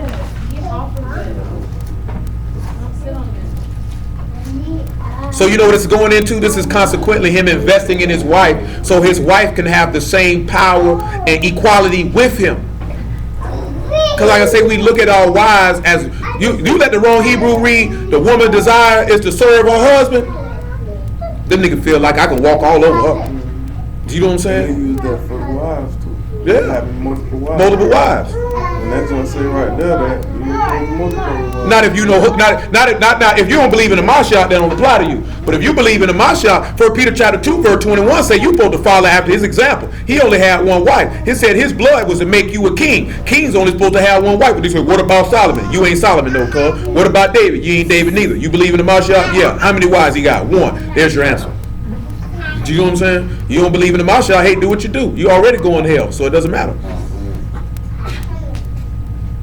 I have no problem, dudes. You don't heard me tell them, dude, how could you say that? You're going to hell. Do you want me to say it in Chinese? You want me to say it in Arabic? You want me to say it slow? You want me to say it fast? I'm not changing what I'm saying because you didn't like what I said. Do you know what I'm saying? That would nigga problem me. I don't care if a nigga like what I got to say. What I care for. Do you know what I'm saying? How you gonna get me where I need to go at to please you? I ain't never tried to please a nigga for the world. I ain't gonna try to please a nigga now. Screw a nigga how he feel. That's how you felt before the word. Ain't that how most of y'all feel for you out there in the street? You be like, man, screw a nigga, I say what I want. I ain't bite my tongue. Bump how a nigga feel. Do you know what I'm saying? So I get in the word, now all of a sudden I care how a nigga feel. I don't care how you feel. Not when it comes to preaching the word. I care how you feel if I do something directly to offend you. You know what I'm saying? Then I care about how you feel. We want to rectify that so that you're not offended by, you know what I'm saying? Your feelings ain't hurt by what I said or did directly to you. But preaching the word, I don't care how you feel. Telling the truth, I don't care how you feel. If it's right, it's right. You wrong, you wrong. Suck that up, my nigga. You be all right. You know what I'm saying? You a man anyway. You supposed to take that in stride. You supposed to be no hoe. You don't squat the pee, dude. You know what I'm saying? Take it in stride. If you wrong, you wrong. That's what a real man gonna do. You wrong, you wrong. Guess what? David showed that. We ain't even pulling that. David showed that humility. He a king, right? He say, hey boy, you know you did wrong. What you did with that ewe lamb, man? He said, yeah, I gotta take that. Nigga was kind of salty when Nathan came to him. He was like, that one hurt him. That hurt him. When he said, oh, that man is you. He said, oh boy. Because he knew that was wrong. So when he told him, that's how he say a man that rule must be judged. If you a man, you got to be willing to take if you wrong. You know what I'm saying? Because there's certain aspects how a woman's supposed to, you ain't really supposed to be going around correcting your husband. You're not supposed to do that. But what you can do is say, hey, when you do this is how this makes me feel and I don't like it. And if you could, even if she was to come and give a scenario to you like Nathan did, yeah, I was reading this story and this man did it white like that, and that nigga get mad, boy, that messed up. That man is you. You know what I'm talking about? That man is you. Because Nathan did that smooth, now gave him a good one. He said, oh, that man ought to be killed. That man is you. Because you know, it can hit you can hit somebody harder when you give a scenario and they looking at it as somebody else doing it and they don't like it, and then you realize that's what you've been doing. If he any type of man, he gonna be like, whoa, boy, I'm dead wrong, my bad. Any real man, any real king will be able to tell you if he wrong, if you say you did this, that wasn't right, then he can be able to say, okay, my bad, and change that. If he can't change that or correct that, he ain't no man, he ain't no king, and he definitely not of y'all. Can't tell me that, you're not gonna tell me that. A man can take that. It's a part of being a man. Sometimes you're gonna be wrong. You know what I'm saying? It's okay, it's all right. It's not a big deal. The book say offenses must come, ain't that what it say? So sometimes you're gonna offend people. You don't try to, but the last person you want to offend is your wife. At least intentionally. You know what I'm saying? You don't want to intentionally offend your wife. Sometimes you're gonna get on each other's nerves. I don't care how much you love somebody, they're gonna get on your nerves. Your wife is going to get on your nerves, your husband is going to get on your nerves. Y'all knows your children gonna get on your nerves. Every now and then you be like, this here boy, I'm gonna have to drop these niggas off to their grandma. I need about 3-4 hours away from these niggas. Do you know what I'm saying? Ain't nothing wrong with that. The problem come in that when you always taking them to grandma so you can go to the club. So you can go do this here. You know what I'm saying? Toot your booty in the air. Some of these regular hoes don't even care. They toot the booty in there with the kids in the house. Some of them with the kids in the room. Whoa. You dirty hoe, you. You know what I'm saying? No, for real. That's dirty, my nigga. Yeah, dirty. That's dirty. I don't care if you're married. You know what I'm talking about? Your husband coming into my baby, let fool around. But the kids in here. So what? You's a nasty nigga. You know what I'm talking about? You's a nasty. Put them children in the room, nigga. Do that in front of them children. Children wake up, be scarred for life. What is daddy doing to mommy? I've been scarred. You've been scarred. I've been scarred. Look at it. He said he's been scarred. I know he done told me about this. He said that's still with him. Say it's been 20 years. It's still with me. I can't get the image out of my head, and you never will either. I already know. You never will get that image out of your head. Walking there be like this here, what's going on? Oh, I seen a video, right, where they had to stop a tennis match because they were hearing somebody having sex. But they weren't at the stadium. Like they were at their house on the other side of the river near the stadium. And they were that loud. And one of the tennis players said, it can't be that good. It can't be that good. Well, they were loud. Other side of the river? What are they playing tennis at? Somewhere overseas. It was overseas somewhere. They went to the backyard. It sounded like. You can hear though, it's going in. They had to stop the game because say it can't be that good. But you got some people, they don't care, they get free right there when the kids in the bed. Where's the respect for the church? You know what I'm saying? Where's the respect for your wife? Just like this here, right? How many days you sit back and you ain't got to answer that out loud? When the last time you looked your wife in the face and asked her what it is she want to do and what you can do to help her do it? You know what I'm saying? Because that's what you supposed to do as a man. Baby, what it is you trying to do? All right, what you need from me? Do you realize that what that level of support gonna do? Because 9 times out of 10, if you're doing something, your old lady gonna support you in it anyway because she with you. Because women are natural nurturers. That's their nature, is to nurture and to help and to care. That's their nature. As a man, you're supposed to have that in you too. You're supposed to bear her and carry her, and you're supposed to do that too. You're supposed to say, baby, what are you trying to do? Oh, I got you. Even if that puts something you got trying to do on hold, so she can do that, because it's gonna benefit the whole house. If she get on, she can help you. And guess what that too, especially like this here, because some of y'all got daughters, right? You know how important it is for a little girl to see her mama do certain things? You know how important that is? She see her mama, mama got a business, mama doing this, mama doing that. That gives her the hope, oh shoot, I can do it too. You know what I'm saying? Because you want to get to this point like this. It's all good if you want your wife to the house, be a housewife. There's nothing wrong with that. You know, I ain't got no problem with that. But you know what's even better? If you could get to where she run her own business, and then consequently that she never has to answer to another man. Do you know what I'm saying? Your wife shouldn't be answering to another man. Another man shouldn't be telling her what to do. You know what I'm saying? And you supposed to set it up to where she got something running to where she never has to answer to another man. Hey. How could you feel comfortable knowing a white man telling your wife what to do? How could you go to sleep comfortable every night with that? I'm talking about your wife. You cool with that? You know what I'm saying? I ain't cool with that. That junk used to bother me. You know what I'm saying? I'm not cool with that. That's not what's up. Don't get it twisted now. Everybody don't have an entrepreneurial mind. But if you want your wife to be a virtuous woman, and a virtuous woman by product of the word is an entrepreneur, and your wife has expressed the desire that she wants to be a virtuous woman, then assist her in that. And if you don't have the skills to teach her how to be an entrepreneur, then find somebody who does. And let them teach it to her. You know what I'm saying? That's common sense. If you ain't got it, then take it to somebody who do. That means take the investment of time, energy, and money into her. Because I'm going to tell you, that's what white men do. You know what I'm saying? If you look at most of them white folks, that's what they do. They back their wife. You know what I'm saying? You know how many big people I done ran across since we started hustling, bro, where they business and they old lady name? And that all that John said, she might not even be actually running the company or nothing. She know how to run it. You know what I'm saying? They teach her how to run it. They put it in her name. In case something happens, it's hers. She's straight. Okay, y'all know the lady who John Kerry married to? The Hines lady? She owned the Hines empire. And she run it. You know why she run it? Because her husband taught her to. The dude, he just died. The dude that owned the Detroit Tigers, he started Little C's Pizza. You know who he started it with? His wife. And they ran that together. Yeah.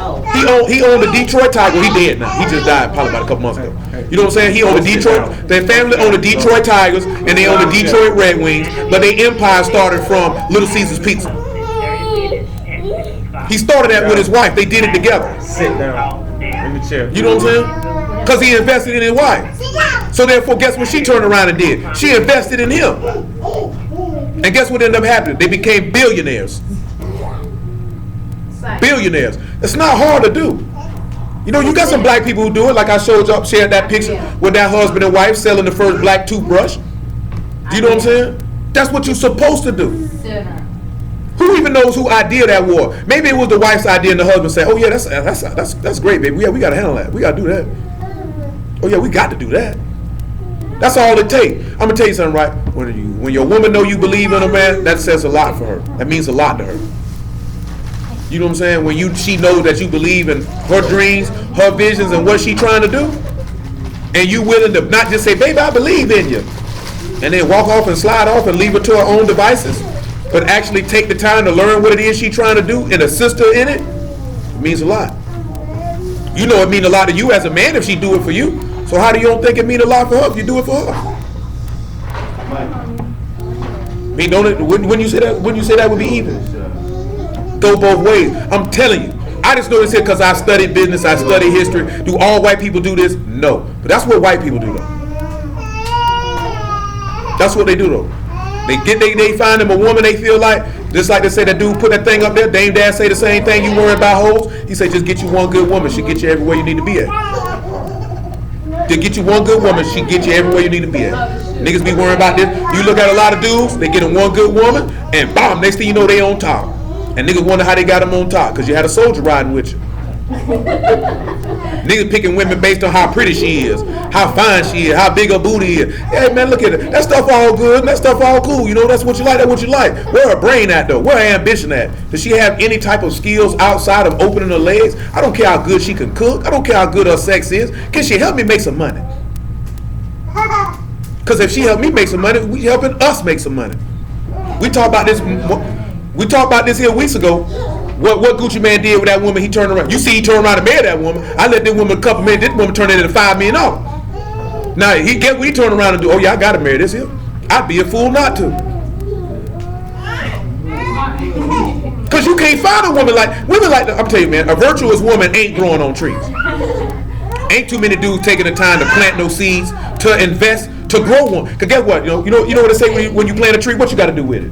You gotta water it, you gotta take care to it. They even say you gotta talk nice to it too. Ain't that what it say? Some people to talk nice to the trees. You know what I'm saying? Talk nice. Then we didn't read the book say speak good word to them. Oh man, you wasn't even ready for that. You gotta talk nice to it and water it. You know what I'm saying? Take care of it. You know what I'm saying? Shine the light, shine a little word on it. You know what I'm saying? And watch it grow. And next thing you know, you got your virtuous woman. But see, you can't do that if you're not righteous though. See, if you're a righteous man and she ain't no virtuous woman, you can do that. That's if she got a desire to be that. You know what I'm saying? You can do that. But see, they don't grow on trees. Soldiers don't grow on trees. They don't grow on trees. You just ain't gonna walk around and because if they did, everybody had one. You wouldn't have to do to my man, ain't no good women out here, ain't nothing but thighs. No. You just like whores. And you want to try to turn her into something that she can't be. That's why you don't rush to get married. Take your time. Draw it out. You know what I'm saying? See what's going on. What you rushing for? You're only rushing because you're getting the tingling in your loins. You know what I'm saying? If you ain't hard up for loving, take your time. Be their friend first. See if you actually got something in common. See if you like them. See if you can do something with them. Besides watch TV and have sex. Go to the movies. But that's what some people feel like a marriage is. Let's just have some sex, go to work, and have some fun. There's more to it than that. This is a whole life partnership. A life partnership. You got to ride with a nigga for the rest of your life. You know what I'm saying? You need to be wise in who you choose as friends. You need to be wise who you choose to do business with. And you need to be wise to choose who you share your life with. We just pick anybody. I'm going to do business with bro. But he's stupid though. We can work it out. I'm going to marry her, bro. But she's a whore though. We can work it out. I'm going to marry him. I love him. But he lazy and sorry and inconsiderate and stupid. But he fine though.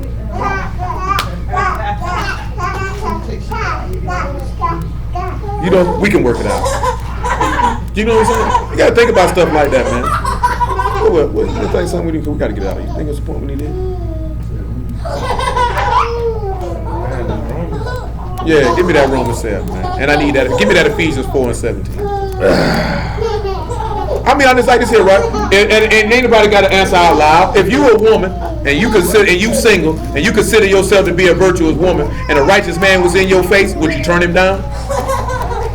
If you're a righteous man and you single and a virtuous woman was in your face, would you pursue her? Or would you pursue the slut standing next to her? Who pretended to be righteous with her head wrap and skirt on, but you like the way she looked. You know what I'm saying? Y'all be honest with you though. Realness and authenticity in this world is not valued. The characteristics of Elohim that's supposed to be valued are not valued. We value the things that we like, which is usually outward appearance. You know, we usually want what we want versus what we need. I done told y'all this before. The devil will give you what you want. You know what I'm saying? Y'all give you what you need. When the master was tempted, all those things were things that he could have wanted. It wasn't what he needed. He wanted some food. He didn't need any food. He wanted dominion. He didn't need dominion because it was already his. You know what I'm saying? Why you think? How can Satan tempt you with what you need? You can't be tempted with what you need because 9 times out of 10, what you need is beneficial to you. You know what I'm saying? But he definitely will tempt you with what you want. Because what you want, you don't necessarily need or have to have. You know what I'm saying? You got to think about that. I done told y'all before. Y'all give you what you need. And you should hope. And if you know you need something, then consequently what you need should be what you want. That makes sense to you? What you need should be what you want. You know what I'm saying? Because if you need it, then you know you want it. Man, we ain't worried about that right now. Come on. You ain't know about that. 4 and 7. We're Romans. No, give me Ephesians 4 and 17. I got that too. Yeah, give me that. This I say therefore testify in the Master that ye henceforth walk not as other Gentiles walk in the vanity of their mind, having the understanding darkened, being alienated from the life of Elohim through the ignorance that is in them because of the blindness of their heart. Yeah. Who being past feeling have given themselves over unto lasciviousness to work all uncleanliness with greediness. Mm-hmm. But ye have not so learned the Mashiach. You haven't learned Hamashiach. And if you so then you've been what? What's gonna read? You finna read it.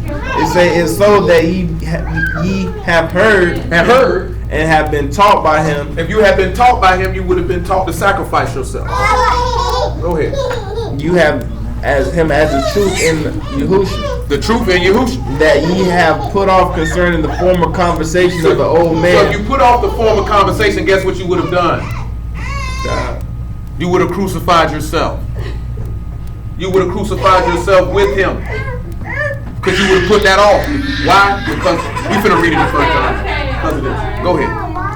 It says you would have put off the former conversation of the old man, which is corrupt according to the deceitful lust. Remember how he said he'll change our vile body into his esteemed body? Because you would have put that off to become a king. Go ahead. And be renewed in the ruach of your mind. That's good. 1 John 5 and 7. Well, you can tell they already complete.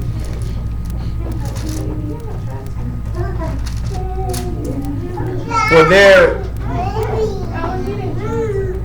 there are three that bear record in Shamaim, the Father, the Word, and the Ruach HaKodesh. Mm-hmm. These three are one. And there are three that bear witness in the earth, the Ruach, the water, and the blood. Yeah. And these three are one. They are one. If we receive the witness of Hold on, men, I need a verse 6. That's my bad. this is he that came by the water and the blood. By the what? By the water and the what? The water and the blood. Go ahead. Not by water only, but by water and blood. And the Ruach bear witness. And it is the Ruach that bear witness. Why? Because the Ruach is true. When he was up there on that stake, what came out of it? Blood and water, right? All that came up out of it. When we can read Hebrews 5 and 7, it said he learned obedience by the things that he suffered. So Yah taught him obedience by suffering, by the spilling of his blood and water, because he was pierced in his hands and in his feet. Because he was willing to die. Because he said in Matthew 20, what we read, I came to give my life a ransom for many. I am willing to serve by giving my own life up. That's why Romans 12 say, make your body a living sacrifice. This is your reasonable service. So when you come in and say, I want to be a husband, you coming in saying, my reasonable service is to sacrifice my life for my wife and my kids. Why? Because I've been taught by the blood to die for my household. So therefore, my household will come first in everything. Because you can't tell me you in a Mashiach and you don't have a mind to serve. You know what I'm saying? But niggas don't want to serve. They want to get a woman and they want to try to indoctrinate her brain and have her thinking this, that, that, and the third and run over and everything that you like. You tell her that's what she got to do. You know what I'm talking about? I need you to cook my food like this and I needed you to do this here. But if she say, well, ain't as a man, ain't you supposed to do A, B, C, and D? So you a rebellious woman. You got a Jezebel spirit. No, you have a vagina, sir. That's what you have. She came to the door. Okay. Romans 7 and 1. She came to the door. She said it before. I never let the mic magnetize me no more. She look like this.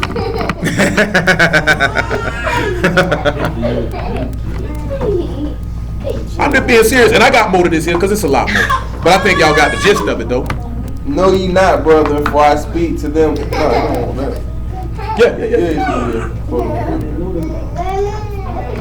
How that the law hath dominion over man as long as he liveth.